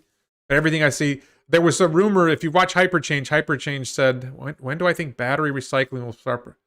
Right, if you watch Hyperchange, he heard a rumor that their batteries are not what they claim. Charles-Edouard Savoy, when do I think batteries? I don't think battery recycling is that important yet. Battery recycling doesn't matter until there's a high volume of vehicles, batteries that are no longer useful, and that is 5 to 10 years away. Because you have to produce a high volume of vehicles, which we're not even there yet, and then the vehicles have to exceed their useful life, which is about 10 years. So if they start producing 1 million vehicles a year next year, then 10 years from now, there'll be 1 million vehicles coming off that need to have their batteries recycled. If they don't last longer than 10 years. I don't know about buying Disney stock because right now everything's a mess. But if Disney stock is cheap, I have been thinking about buying Disney stock. Yes. I think that the potential for tourist destinations skyrockets with robotaxi and robovans and the dramatically lower cost of transportation we're going to see. So is Apple buying into Lucid? Did Apple actually invest in Lucid? I think the rumor that Apple might buy Lucid, that's conceivable, and Apple combines a real battery technology with, but if you look at the Lucid car, the trunk is a joke. I don't know how much of the Lucid car is fiction and how much of it's real. So they make a lot of claims about their vehicle. I don't know how much of those claims are real. If somebody demolishes the Tesla robotaxi and gets banned from robotaxi and this person is stuck to where he lives, that is an issue. You better behave in a robotaxi, because if there's only one robotaxi network and you can't use it, you're screwed. But there will be vehicles around for a long time. It's going to take a long time to get to a world where it's only robotaxis. I agree, Lucid is vaporware. Chinese market share will drop significantly in 2020. I don't think so. I think Tesla's market share is going to grow. They're going to be making more Model Ys, and they're already shipping them to other countries anyway, but phone batteries are just not the volume of vehicle batteries. I don't see that. It takes electricity to make hydrogen's done. Can you take robotaxi out of state? I don't see why not. Why wouldn't you be able to take robotaxi out of state? You'll be able to take robotaxi any state that allows robotaxis. Yeah, the Saudis own Lucid. That's correct, Mark. Thank you. Any thoughts on the 3D printing future? Oh, great. Sean asks about the 3D printing future. This is something I don't know enough about. I know Tesla uses 3D printing. I know SpaceX uses 3D printing. Elon said the problem with 3D printing is it doesn't scale as well as like casting. But I think there are applications where it makes a lot of sense. Let's see. What about electric plane? I think so. Let's talk about electric planes for a second. Great question. I think the market for electric planes is really, really small. I mean, Elon likes the idea. Elon talks about it. So maybe. But if Boring Company is going to deliver tunnels and they're going to deliver Hyperloop, and Hyperloop, if you caught this, when Elon was talking with the German CEOs, he said something I hadn't heard him say before, that Hyperloop is going to be supersonic. If Hyperloop is supersonic, and you're able to go, let's say, 1,000 miles an hour, which is, what is that, 1,600 kilometers per hour? If you're able to go 1,000 miles an hour, you're able to get from Miami to New York in an hour and a half. How fast is a plane going to get there? I think the Hyperloop concept is better than flying. And I think what ends up happening is for short haul trips, like I tend to think about where I live. I live in South Florida and I might go to Orlando. It's a 3-hour drive, or Tampa's a 4-hour drive. There are people who fly to Tampa from here rather than drive. If I'm able to take a robotaxi, like my own vehicle, and it costs me 10 cents a mile to ride my Cybertruck to Tampa, and it drives itself and I can do other stuff while it's driving, and it's 400 miles round trip, 10 cents a mile, cost me $40. How much is a plane going to cost? And $40 is so cheap that why do I even bother worrying about flying in a plane? So the short haul trips, the New York to Baltimore, the New York to Boston trip, there's New York to Chicago. What is that like? That's probably like 1,000, 1,500 miles. You're not going to fly from New York to Chicago anymore. You might as well just take a robotaxi. If it's the cost. Let's say it's a 1,000-mile trip.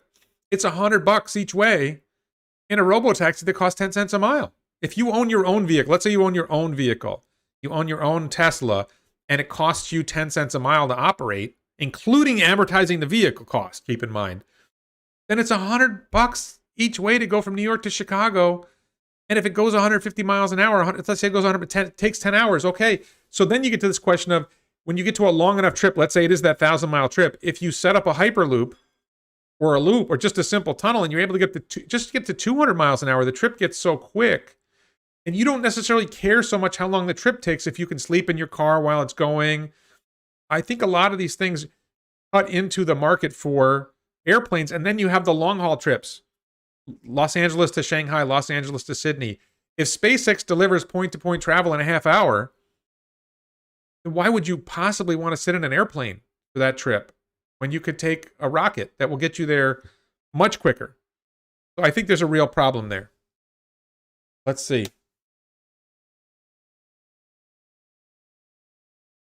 Exactly, Aaron. If they go hard on Boring, I think Boring Company, what's going to happen with Boring Company is they're going to deliver a successful project. And this was part of my predictions. They're already succeeding in Las Vegas.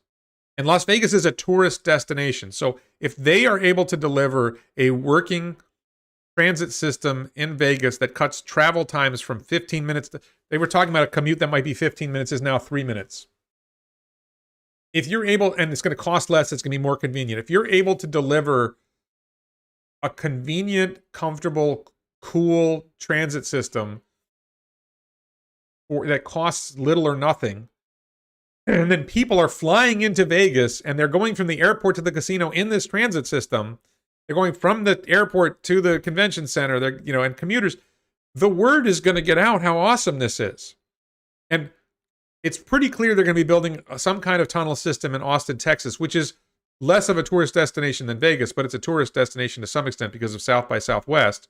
And it's a college town. A lot of people go to, Austin, Texas, University of Texas, Austin, one of the biggest college towns in the country. But once people see Vegas, and I think they do Orlando. If I'm Tesla, I do Orlando next. I do Orlando, connect Orlando, Tampa, and Canaveral. Think about that. SpaceX is operating out of Canaveral. You do a network in Orlando. If you look at the states, Tampa's on the west coast of Florida, Orlando's in the middle, and Canaveral's on the east coast. You could build a tunnel network. And I did a video. If you go back to my live videos, I interviewed a Florida geologist. Yes, you can do tunnels in Florida. He said it's not a problem. They can do it. Now you do a network around Orlando, Tampa, and Canaveral. Orlando's another big tourist destination. So all these people from all over the world are coming to Disney, and they fly into the Orlando airport, and they take the loop to get to Disney and Universal Studios. And now, like the rest of the world sees, wow, this is awesome. We want this. And all it is, once they get the cost of tunneling down, they improve their tunneling technology, you just make more boring machines. So I think we could see explosive growth for the Boring Company in the next 5 to 10 years. You're going to have to do a big capital raise to get the money to build the machines and to hire the staff to operate them and make everything work. But I think there's a big surprise. The big surprise of this decade that people don't see coming is how fast we're going to see tunnels everywhere. You're going to see it in Vegas. It's already starting to run. It's going to be starting to run any day now. I don't know any day, but within the next few months, you'll see the system operating in Vegas. You're going to see it start to develop in Austin. I think Ontario, California, they're talking about building a small loop there. That's not really that important to me. But you get a big project like Vegas, you do another big project in Austin, you do a big project in Orlando, Florida, and all of a sudden, like, once people see how awesome that is, and now Boring Company is able to get their cost of boring tunnels down. Right now they're around, we think, Will Bradbury from Boring Revolution, great channel on YouTube, you should watch, Boring Revolution. He thinks they're approaching $5 million a mile for tunneling. I think it probably depends on the geology where you're tunneling, what it costs. But if they're able to get to $5 million a mile and lower it further than that, you're just going to see where this starts to become crazy. And the Chinese will do it. You'll see, and how long until you see Shanghai to Berlin? Shanghai to Beijing. This could take off and be crazy. It's going to be amazing. And then the vehicles operating in the tunnels are going to be Tesla based. It's going to be absolutely amazing. Okay, sorry, I stopped looking at questions for a minute. How do you scale Hyperloop? How many passengers per hour per tunnel? Eric, go look at the Boring Revolution's channel. He talks a lot about that, and there's models about, there's Loop and there's Hyperloop. So those are two different things. Loop is the urban, suburban operation, and Hyperloop is intercity. I don't think there's really a scale problem for Hyperloop. It's just put more trains on, more vehicles. I don't know what the vehicles are kind of like trains. And I think in Hyperloop, they're, what do you call it? They're a maglev. No, Hyperloop would be, I see Hyperloop going from New York to Chicago, from New York to Miami, from Chicago to Los Angeles. I think there could be a Hyperloop from Los Angeles to San Francisco. And up to Seattle and down to San Diego, and Hyperloop's running from Austin to Houston to Dallas and San Antonio. Makes perfect sense to have a Hyperloop system in Texas. That's a triangle in Texas for Texas people. Dallas, Houston, and San Antonio, with Austin sort of in the middle, and College Station's kind of out of the way. College Station's where Texas A&M is. I'm not sure they can squeeze that in. But, you know, and Houston to New Orleans to Tallahassee to Jacksonville makes a perfect sense for a line. Shanghai to Berlin. So another big idea is, could you run Hyperloop tunnels up along the edge of you run along the North American coast up the Atlantic up to, and you get across through Canada up to Greenland, Iceland, and over to England and back down. I don't know how long the longest stretch underwater would be for that trip. Going along the Pacific coast up Los Angeles, San Francisco, Seattle, you hit into Canada, Alaska. The Bering Strait's pretty short. So you could be mostly under land for most of that trip. And instead of trying to go straight across the ocean, which I think is hard because you wouldn't have any way to come up for air, so to speak. I don't know how you would do it if you had that long of a trip underground. But I think if you went along the edge of the continents, I think it would work. And then Hyperloop would be able to take people from continent to continent. Yeah, Hyperloop LA to New York, absolutely. I think at LA to New York, yeah, I mean, I think, you know, Starship point to point might make more sense for that trip, but I'm not sure. I don't think New York to Chicago is going to take 12 hours if you can go 100 miles an hour in a robotaxi. I don't think it takes that long. I think it's 5 to 10 hours depending on how fast your robotaxi can go and if you can put it in a tunnel. Tesla is building Silk Road supercharger network London to Shanghai. That's an interesting idea. Right along the Ring of Fire. Well, yes, I think along the Ring of Fire. So tunnel machines are slow, but you just build a lot of them. Hey, Bingo says tunnel machines are extremely slow. And there's a question here. Did I miss the question here? Can Tesla maintain Mentelect? Can Tesla maintain 25% market share in 2030 in China despite NIO, Li, Xpeng, etc. selling vehicles in China? So Mentelect, first of all, the theme of this video overall is there is no EV market. Tesla is not competing with NIO and Xpeng for EV market share. They are competing with all vehicle manufacturers for vehicle market share. So if NIO sells more vehicles, they take market share from gas-powered vehicles. If Xpeng sells more vehicles, they take vehicle share from gas-powered vehicles.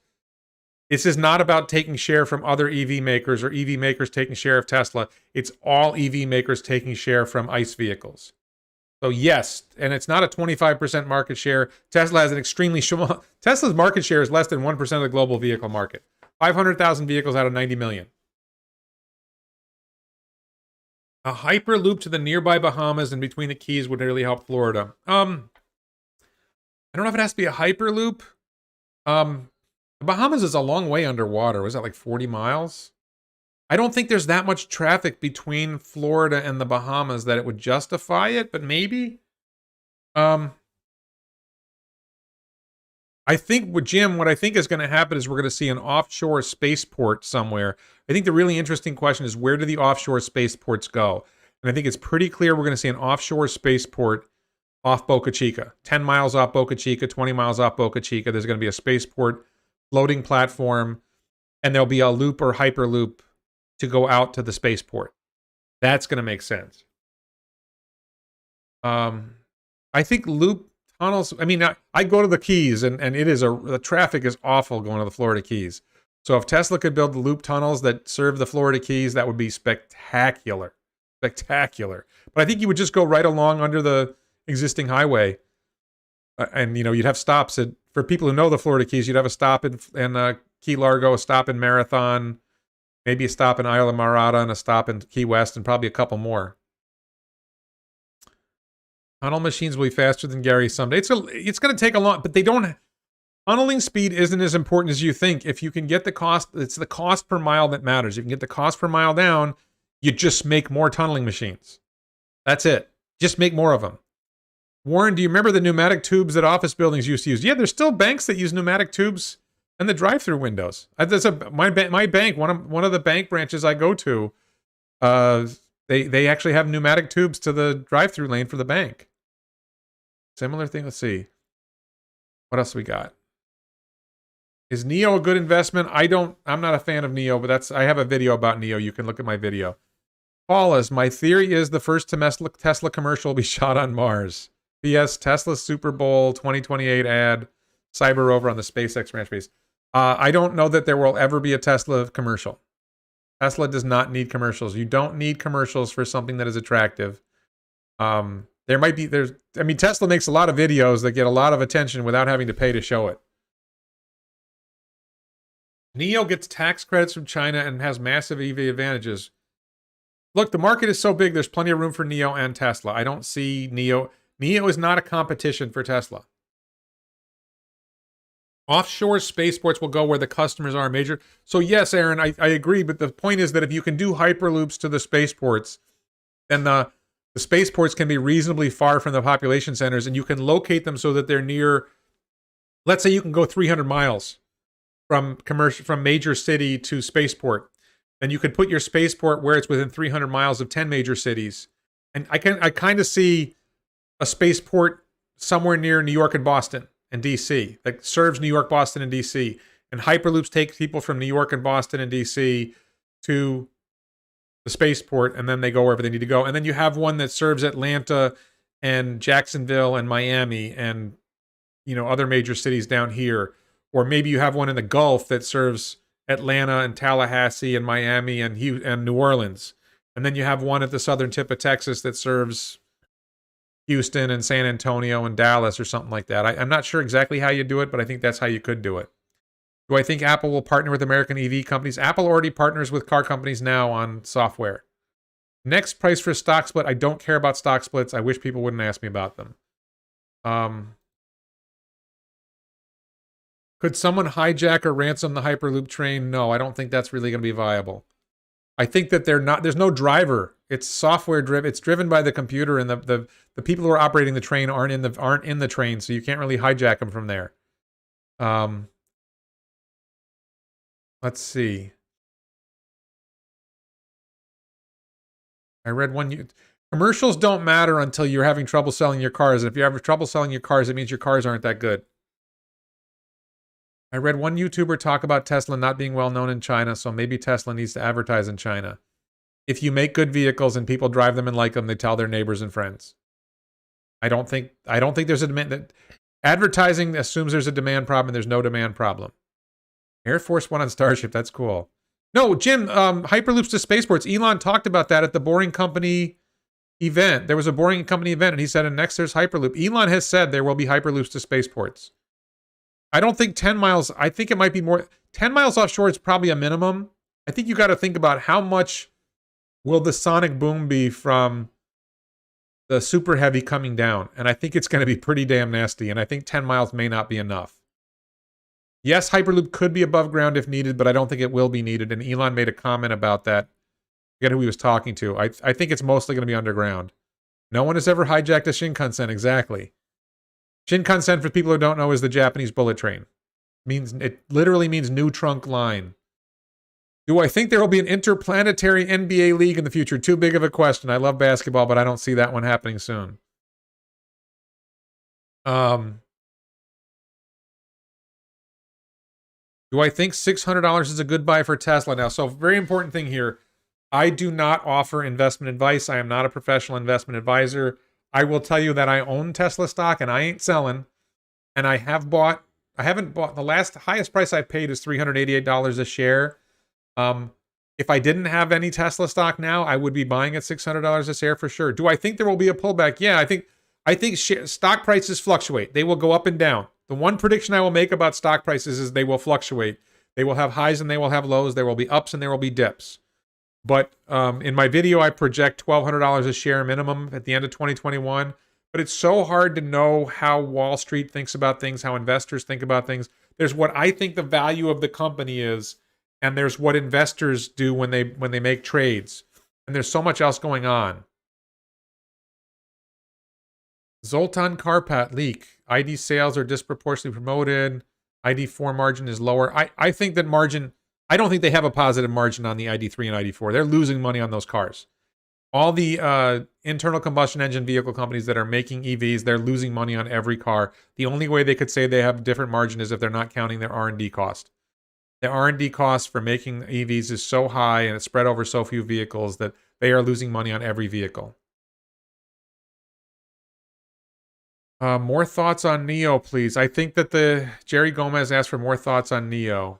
I think that I don't think the battery swap thing is useful. I think it's dumb. I think it's easy to run charging hardware, charging infrastructure to where people park their cars. That's not very difficult to do. Do I think our Hyperloop will replace airplanes over time? Yes, yes, yes. Hyperloop, robotaxi, and Starship point-to-point will replace airplanes, and there will be no more airplanes will be a fun thing for rich people to fly in. That's what's coming. The VTOL jet is going to be a fun thing for billionaires. And maybe, 100 millionaires. I don't think I will have enough money to be able to afford one myself, so I'm not excited about it. Yeah, I think February, Jim, I agree. I think February or March is the low of the year. I think you're going to see the first quarter of 2021 is going to be relatively low deliveries, 150,000 vehicles, 200. It might be 200,000 vehicles. That's the hard thing, Jim, is there's so much demand that they may deliver more than we think. Let's see. I don't know about SB Charge Point. Battery swap is dumb when there's a huge battery shortage. Yeah, I mean, I don't think the battery, you got all these batteries sitting there waiting to be put in cars. That's a problem. HVAC reveal. So, Elon talks about HVAC. I think HVAC may still be a year or more away. I don't know.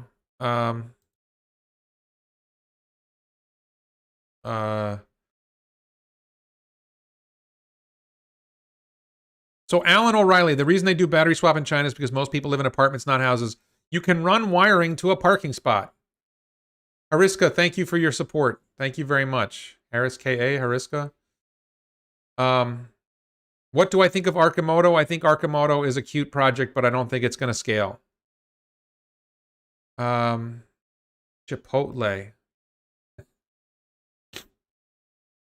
I don't even like Chipotle. I don't know why. I'm not saying it's bad or anything. For some reason, the way Chipotle doesn't taste right to me. I'm not saying it's bad. I'm not coming down on Chipotle. Got a lot of friends who like Chipotle. It's just not for me. Is Elon lowballing Tesla sales Q4 to once again over-deliver? I think Elon has been lowballing a lot, or we call it sandbagging. Thank you, Jean-Paul. New York and Connecticut really need a ton. Yeah, I think that there's a tremendous demand. If you spend any time right now in the New York metro area, it's easy to get around because there's no traffic because everything's dead. But any place that has a high volume of traffic, the Boring Company tunnels are going to be amazing. Which Tesla supply chain stocks? I don't know enough about the supply chains. I think battery makers are going to go up, but I don't think they're going to go up like Tesla. So I think CATL, LG Chem, Panasonic, if you can invest in them, they're probably good investments.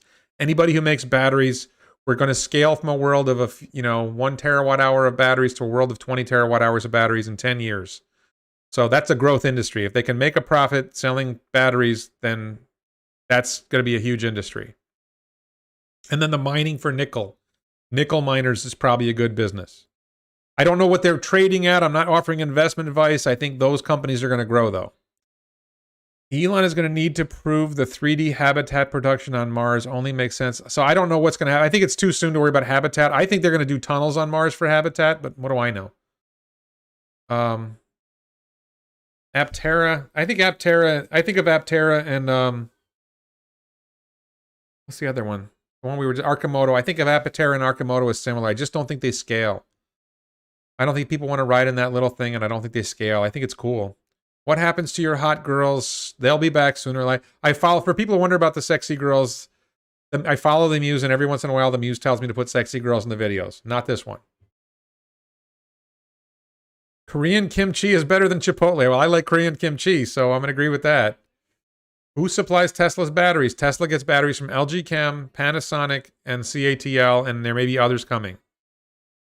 Some Tesla investors are betting that Tesla will announce 500K was hit this year. Numbers out in early January. I think it's January 4th, Jim.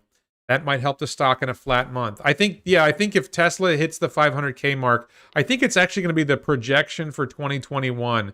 If Tesla says we think we're going to do 850,000 in 2021, that gets one result. If they say 750,000, gets another result. If they say 1 million, that gets a different result. So we'll see. What's rocks?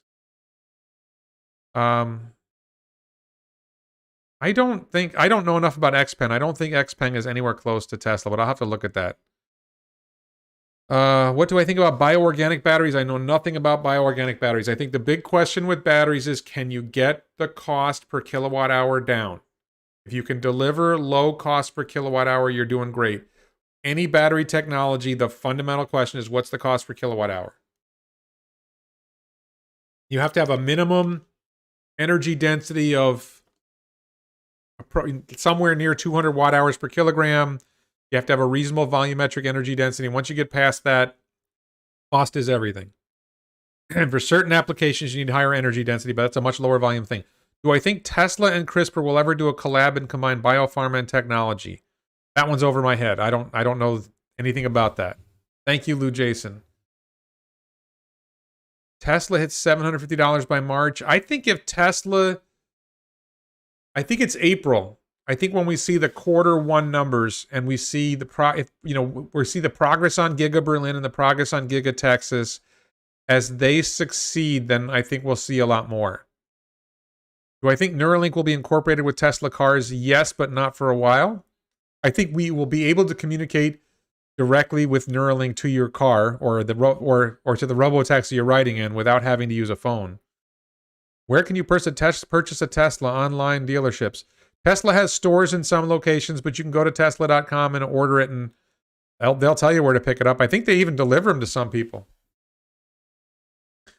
What is your best bet in EVs after Tesla? I don't really have a best bet in EVs after Tesla. That's a great question. Rivian sounds interesting. I think Rivian trucks are too expensive. I kind of like the Mach-E. I'm just not sure. I don't know. I think there's a little bit of it's misleading how much they're charging for it. I think the Mach-E looks good. I think that the Porsche Taycan looks fantastic. I don't believe the Mach-E's pricing matches what it really costs them to make it, and then the Taycan is just too expensive. But practically speaking, I think the Volkswagen ID4 might be a good vehicle. It's hard to say. Neuralink is for humans, not cars, but Neuralink will allow you to communicate directly with the car. And Neuralink will replace smartphones, I agree. Do I feel bad for Uber drivers? No, I actually drove Lyft for a day. It was not that great. I think that Uber and Lyft drivers will find something else to do, and I think there's a small number of them that make a lot of money at it, and most of them just make a little bit. Will I host a Tesla and Air party at Disney? I don't know. That's a good idea. I should think about that. I think when there's a boring company tunnel from South Florida to Orlando, I'm not a big fan of Disney. I might go Universal Studios. The Harry Potter section of Universal Studios is amazing. If you're going to go to Orlando, I hear the Star Wars ride is really good at Disney, but the Harry Potter section of Universal Studios is absolutely amazing. That is fantastic. I don't like theme parks at all. That's like the one theme park I can like kind of tolerate. Yeah, I think new Model S and X are coming soon. I talked about that earlier in this video. Somebody mentioned, Jim Bates mentions Dash to Door, which I think is called DoorDash. There's this Uber Eats and DoorDash. And I kind of wonder, could you order from a restaurant and send your car? Let's say you have your own self-driving car. So we have restaurants that we order takeout from. We just got Italian takeout last night, a restaurant called Stallone's. They are related, still Sylvester and Frank Stallone. They're like cousins. Bobby's a great guy. He runs the place. And we drive over there and we pick up food. Imagine if I could send, and you pull up on the way they're operating now, you pull up on the curb and they come out and they hand you your food. So what if I just pulled up, had my robotaxi, my Cybertruck drives up, it rolls down its window, they put the food in the driver's seat, the car drives home, I never had to leave the house, and they didn't have to send a driver. How far, that eliminates DoorDash, because it's going to cost me, my car drives 10 miles round trip at 10 cents a mile, it costs me $1 for my car to go get my food. And for the restaurant, it's easier, and then they actually lose money to Uber Eats and DoorDash, I think. So they're thrilled with it. I think that, the Uber drivers equals robot kitchen, Mark. That's a great point. What if you had a pizza oven in your Cybertruck? And your Cybertruck drove around making pizzas for people and just delivering them to their homes, and you have to walk out of your house to go, instead of having somebody come to your door and bring you the food, you walk out of your house and pick it up from the robotaxi or your vehicle that stops in front. Many small EV companies will go bankrupt when Tesla $25,000 EV comes out. I don't think so. I think there's such a big market for electric vehicles that Tesla can't make enough to satisfy that market for a very long time. You can Uber Eats your own order and make money. Yeah. Um, if they're getting to level 5 FSD at the end of this year, why not deploy Snake Charger instead of current version? I think Snake Charger, Elon has said the Snake Charger is an easy problem to solve and they'll do it when they need it. Not needed yet, so they're not worrying about it yet. The digging will discover new supplies of gold, silver, and all. Maybe.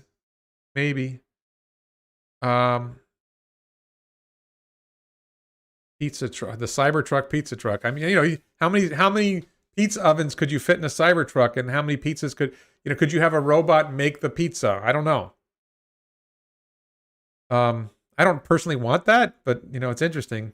China has KFC robot cars. I did not know that. Robotaxi ice cream truck, yeah. Let's see.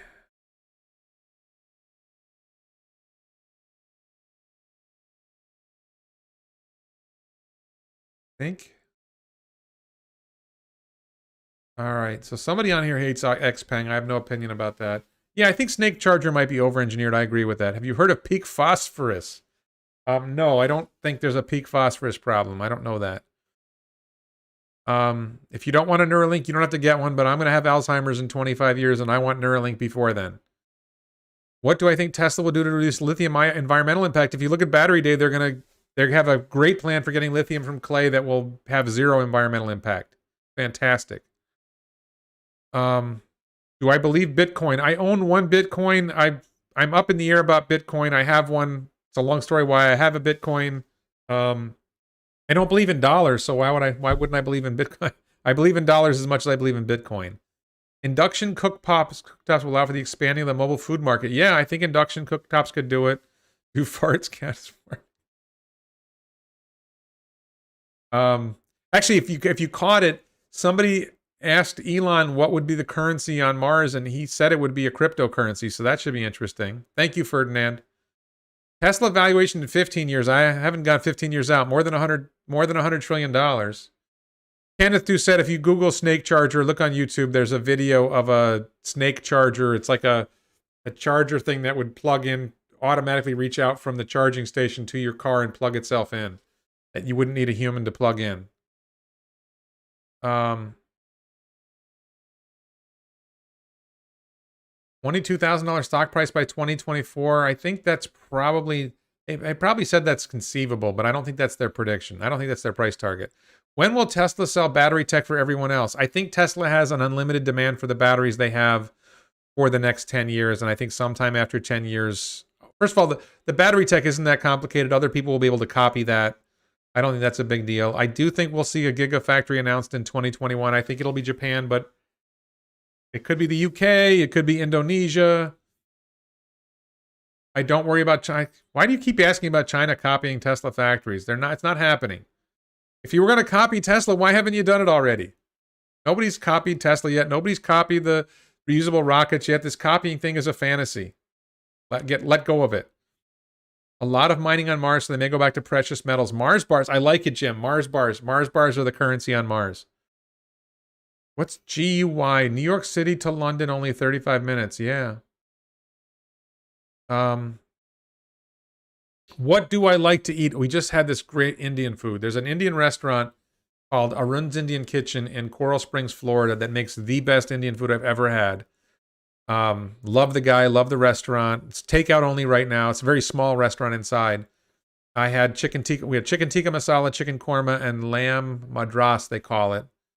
Absolutely spectacular food. Market share prediction. I don't make market share predictions. I think the number of vehicles they make is what matters. I think they'll make 1.5 million to 2 million vehicles in 2022. What share? That's around 2% of the global market. Cryptocurrency companies working on instant settlement payments to cut out third parties. I think it's an interesting question about cryptocurrencies is what's going to succeed. Somebody was telling me about Ripple or XRP. I think XRP is really interesting. Bitcoin's problem is it's slow. Here's my question. What's the cryptocurrency that works for transactions between Mars and Earth? because you don't want high-speed transactions for where the latency is 30 minutes. The latency between Earth and Mars is anywhere from, I don't know, 10 minutes to something like 10 minutes to 30 minutes, depending on where they are in their orbits. So you would want a cryptocurrency that doesn't settle frequently, like it settles 2 or 3 times a day or once an hour or something like that. Probably less than once an hour. Do we even need, I think we'll need some kind of currency on Mars. Oh, 18 meters diameter Starship. If you check on the t-shirts, I have a new t-shirt called Evolution that shows the evolution of SpaceX starships, SpaceX rockets. And I was originally going to have Falcon 1 on the shirt, but it was so small compared to Starship, you couldn't see it. And at the edge of the shirt is the 18 meter diameter Starship 2.0. Yes, I think the 18 meter diameter Starship will be a reality. I think we're going to start seeing that in 3 or 4 years, maybe sooner. I do think a gigafactory and I think a terafactory to make batteries in Canada makes sense. I don't know if a vehicle factory makes sense in Canada. There's a lot of nickel in Ontario. And is it Hybar? I think Hybar. Tesla owns an operation based in Ontario. So I do think we could see, is that Richmondville? I do think we could see some kind of big Tesla operation in Canada. I'm not sure it will be a vehicle manufacturing.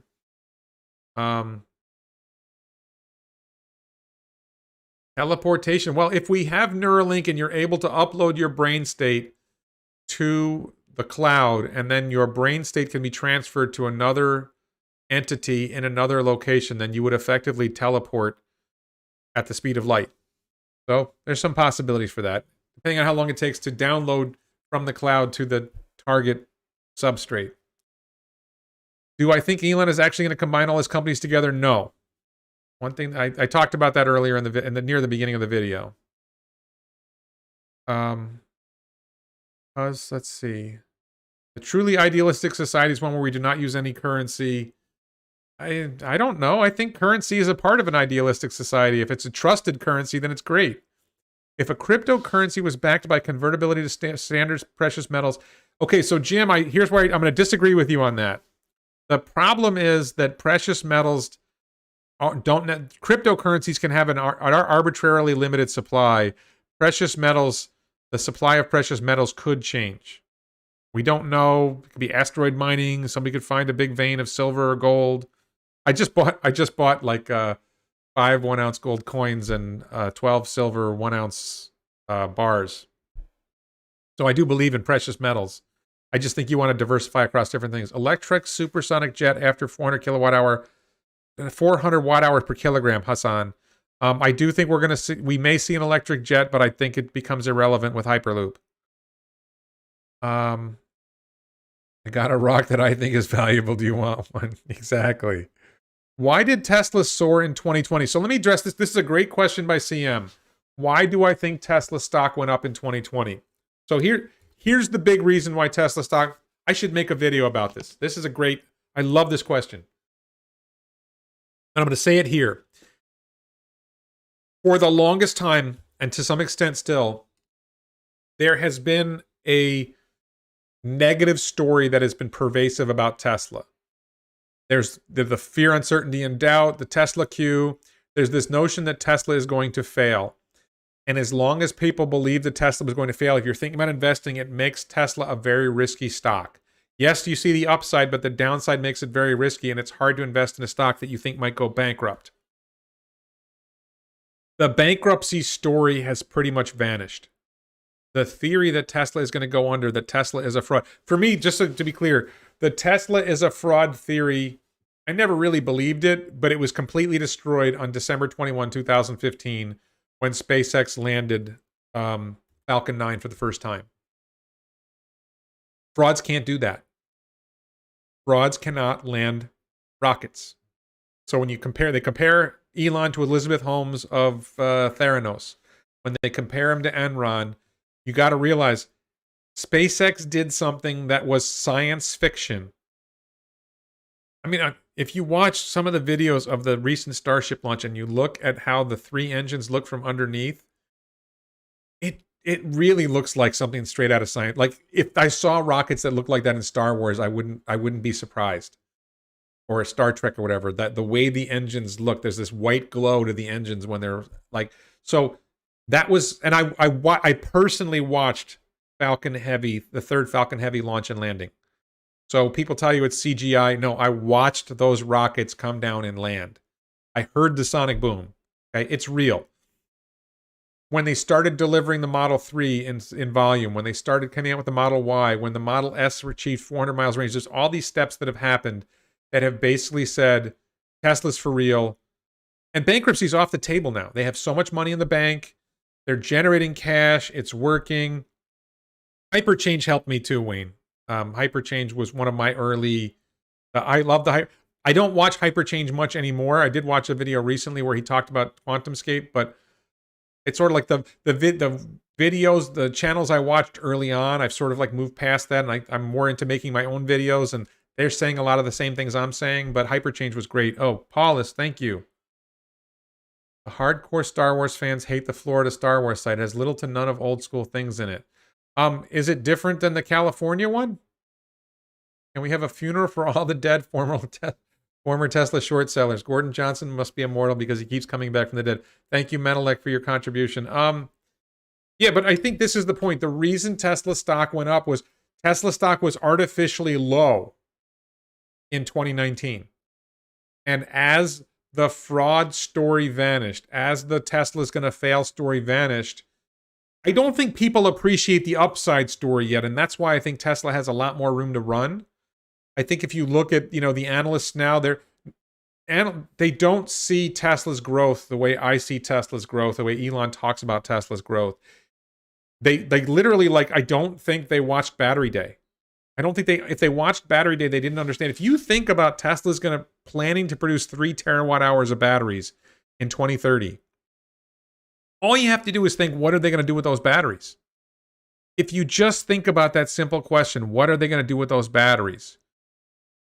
You have to come up with a big number. The numbers are insane.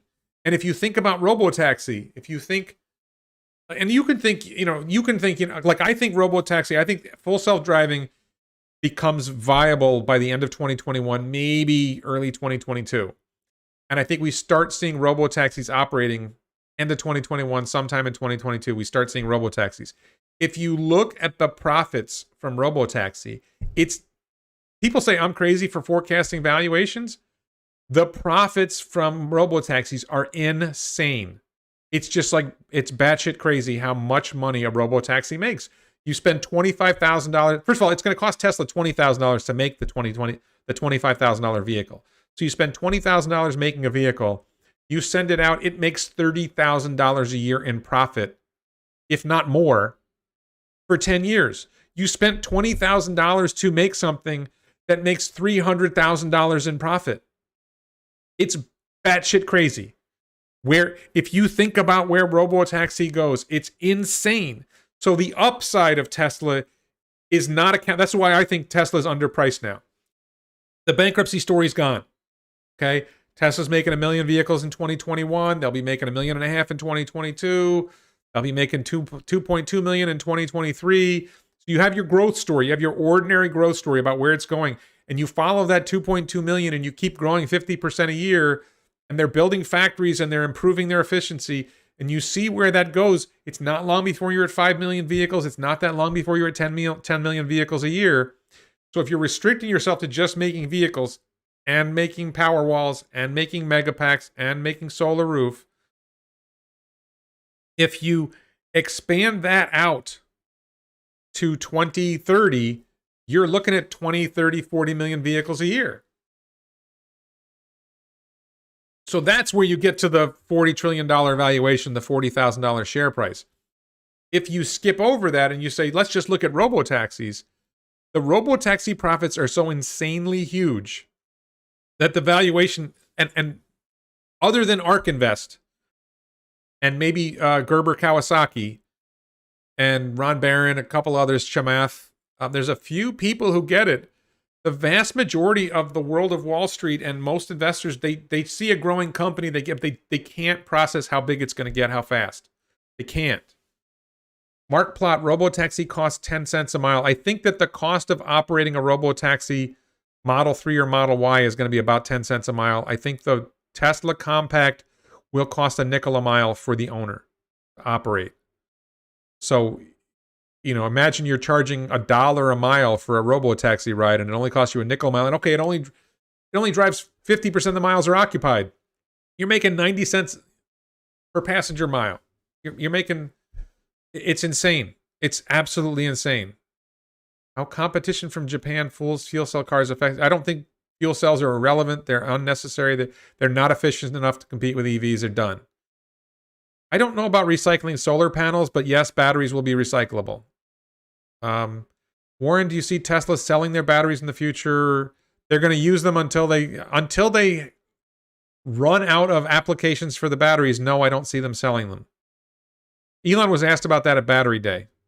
So, look, other people make batteries. Tesla's batteries are better, but you can buy batteries from other people. They're not going to want to buy batteries from Tesla.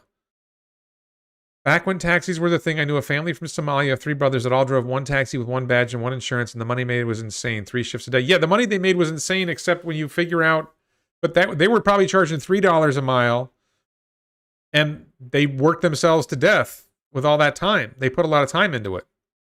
Do I think Quantumscape will be disruptive? No, I talked about Quantumscape earlier in the video. Go back and watch near the beginning, probably in the first 20 minutes or so. I think Quantumscape is only disruptive if they get the cost per kilowatt hour down. Will SpaceX Starlink have its own ticker symbol? If they IPO, yes. I mean, it seems likely to me. Who was talking about? So I just watched somebody talking about, Dave Leon Investing was talking with Chicken Genius Singapore about Starlink, and he thinks Starlink is monster. So I think Elon has said that when Starlink is delivering reliable income and reliable and predictable income, then they will IPO it. That they know where it's going, that they know it works, they know where it's going, that they will IPO Starlink. So yes, if that happens, it will have its own ticker symbol. It will be great dividends. It'll be a great stock, and Elon will use that money to pay for Mars. His share of it. Do I think Tesla will soar in 20?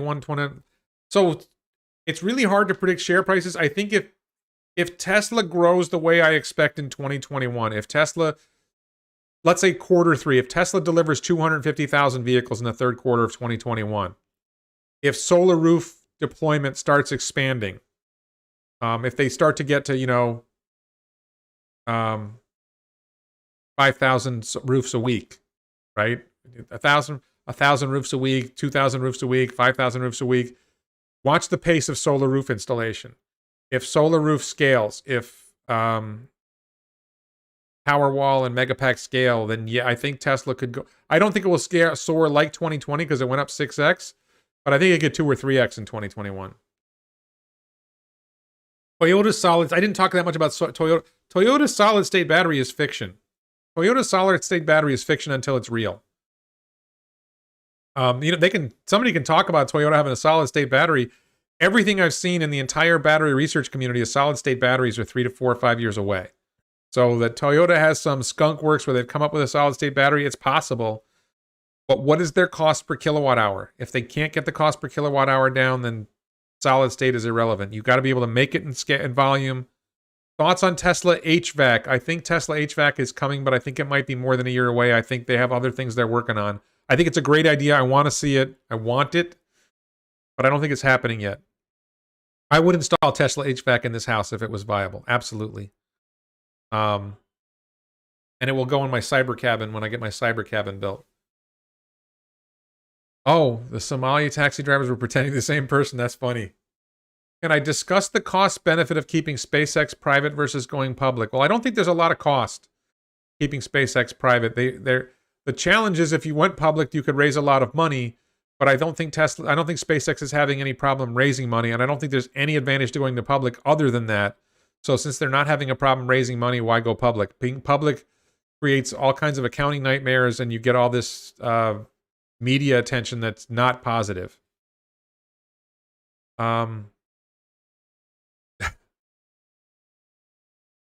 Yeah, I just, Toyota's got solid state. Toyota can't get. So many of these car companies are having trouble just getting basic technology to work. Whether they're going to be able to deliver solid state, I don't know. We'll see. Robotaxis would allow elderly folks to stay in their own homes longer. Yes, actually, be nice. Thank you. I actually was able to get my mom to use Uber for a while.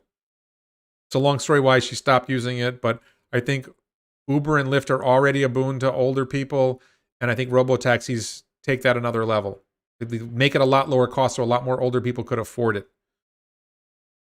Can I get a reservation for 2025 to visit your cabin? Send me an email. It should be ready before 2025. I'm hoping sometime in 2021. What's the difference between AC and Tesla HVAC? I don't know what that is. Oh, air conditioning. HVAC is a heat pump. Tesla HVAC is a heat pump. You could just call the restaurant and send your car. Exactly. Yeah. How many cars can Berlin produce with 8 gigapresses? That's a really good question, Suggs. I don't know the answer to that question. I think the answer is a lot. Why haven't Wall Street analysts evaluated Tesla's different businesses as individual entities? I think there probably are a couple that do look at it. I think the problem is that Wall Street analysts can't they can't see the growth. Most Wall Street analysts just do not see the growth. I want to hear more about your cyber cabin. What about a cyber RV? I have a video called Cybervan or Minibus. If you check my channel, my video on Cybervan Minibus talks about that. And I have a video about the cyber cabin. So you can check my channel for both of those. I think Tesla will offer a minibus / cybervan or some kind of van. And I think you would be able to configure it as an RV. And I think it'll be spectacular. But I have a video about that. I don't think the general public will go against ICE cars. I don't think that's going to happen. Will the cover of the bed on Cybertruck be a solar panel? I think that's an option that they're offering. The very important thing to understand is that the amount of light hitting the top of a car, including Cybertruck, is not enough to generate a lot of energy. So there's talk about the cover. You would have an option to have a solar panel on that would not generate a lot of energy, and you could have fold-out panels that go with it that would generate more. But even that, it will be hard to generate enough energy to get a lot of miles out of your Cybertruck. If you want to live in it, it makes sense. But if you want to drive it a lot, it won't. Full self-driving will allow a family of 5 to own just 1 to 2 cars instead of 5. Yes, so like my family of 4 has 2 cars now. I would have gone down to 1 a while ago and taken Uber. I think the cost of owning 1 car and using Uber occasionally would be less than us owning 2 cars. But I didn't get spousal approval for that, so we didn't do it. And now when I get my Cybertruck, I'm told I'm not allowed to sell my other car. So we'll have 3 cars when I only want 2. What about Starlink profits? Starlink profits will be huge. Dave Lee on Investing today or yesterday said that he thinks Starlink will be worth $1 trillion. So I'm not sure how he gets his numbers there. I think it's worth a lot. I don't know if it's worth $1 trillion, but that's pretty amazing. Tesla air filtration will improve indoor air quality. Yes, that's true. Will the electrical grid be upgraded in enough time to accommodate all the EV vehicles? I don't think the grid is a problem. Number one, we're adding a lot of solar and wind.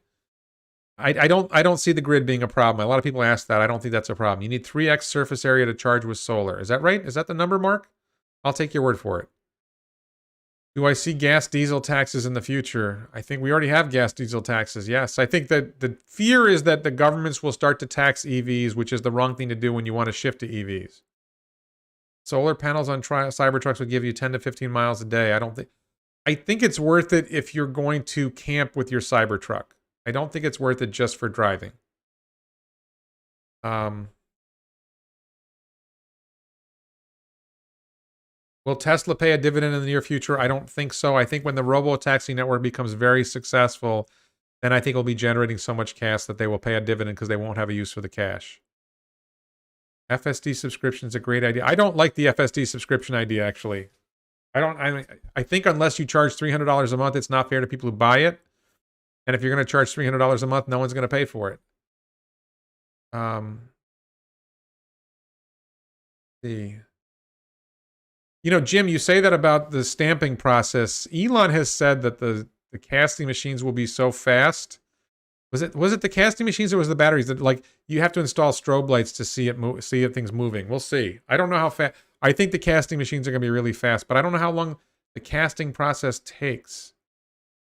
Elon said Tesla couldn't build 100. I don't think they need 100 gigafactories. They need gigafactories to be more efficient. I think 10 or 20 gigafactories is probably more than enough. I think what you're going to see is that the 2023 Tesla Compact, the gigafactories making that will be able to spin out 2 million a year.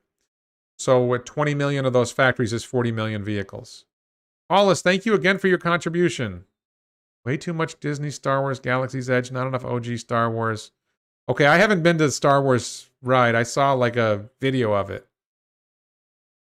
The battery located in the Cybertruck, I believe it's a structural pack in the same rough place as current batteries. I keep hearing that anyone can buy the same batteries from Panasonic or CATL. I believe that Tesla probably has a deal for those batteries that probably uses everything they make. But if CATL wanted to build another factory making batteries, CATL sells batteries to other people. I think Panasonic does too. I don't know if they could sell the exact same batteries, but close. Lighthouse Point is near me, John. I think Cybertruck might sell more than Model 3 because Ford F-150 sells more than any other vehicle. I have not noticed those structures, Mike. I know that I used my SunPass red at the toll booths. I didn't know they had more. So let's see. I don't think the $300 a month will be applied to purchase, John. On John D'Angelo says I will pay $300 a month for FSD to check it out as long as the $300 a month is applied to purchase. I don't think it's going to be applied to purchase. If you're subscribing, you're subscribing. If you're buying, you're buying. Buy it now. Mark Plot, gigacasting just takes seconds to form and cool off. I believe you. I think it's going to be amazing, and that's what I think the gigacasting machines are going to be insane. Do I think it's possible once Elon has colonized Mars and Mars community has become self-sustainable, Elon will colonize the Earth and make order here? That's the Expanse, right? Will Elon create a holding company named X to I don't think I did. I talked about the holding company earlier in the video. The 4680 becomes a standard industry size. Jim, there's an interesting question there is whether 4680 is the right size for the lithium iron phosphate cells. I think 4680 is the right size for nickel. I wouldn't be surprised if there was a better size for lithium iron phosphate that they get to down the road. I could see there being more than one size. I'll put it that way. Do I see Tesla ever building a gigafactory in South America? I have a video where I talk about where I think they might build gigafactories. I think that Brazil makes a lot of sense. Australia makes sense, especially for battery production. And Australia makes sense for a gigafactory vehicle production if they're going to export to other countries near Australia, like Malaysia and maybe India. I think the gigafactory India is a long way off because of their bureaucracy. So let's see. I don't know what LG stocks is, so I can't answer that question. 5090 cells. Yeah, I don't know.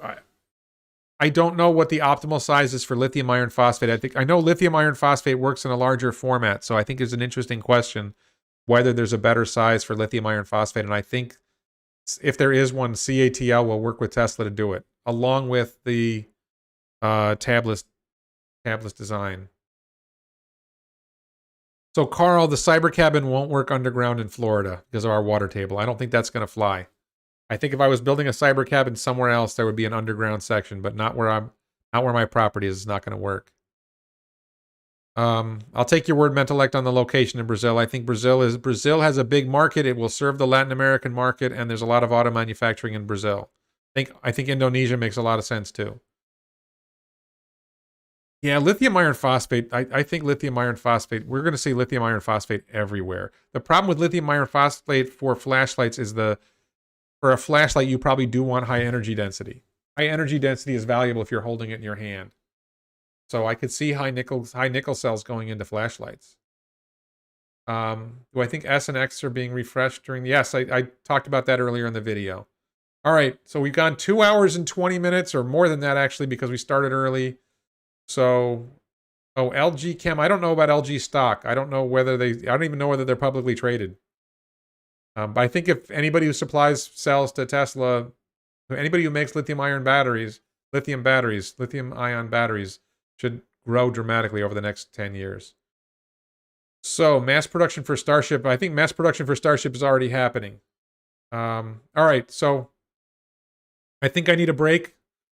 I need to break for the day. I want to thank everyone for watching. Check out the shirts. Mars Landing Starship. There's a bunch of shirts, and the website for Teespring might not be where I was having trouble with the website. Maybe you won't. I found it annoying today, so I couldn't get to my cart or something like that. So please check out the t-shirts. Please support this channel on Patreon, or join channel. We had a bunch of people join channel memberships today. I really appreciate that. So Car ownership will decrease. I think electric bikes is a small thing. So anyway, I'm gonna sign off. Thank you everyone for watching. Please support the channel. Please come out. No, there will be no live stream next week because I will be away, and I don't think I will have time to do it on next Sunday. So we're taking a week off of live streaming, and then going into after that, I should be live streaming every Sunday for a long time. Thanks, Mark. Thanks, Jim, for helping out with moderating. Thank you, everyone. I'll stay on the chat for a little while after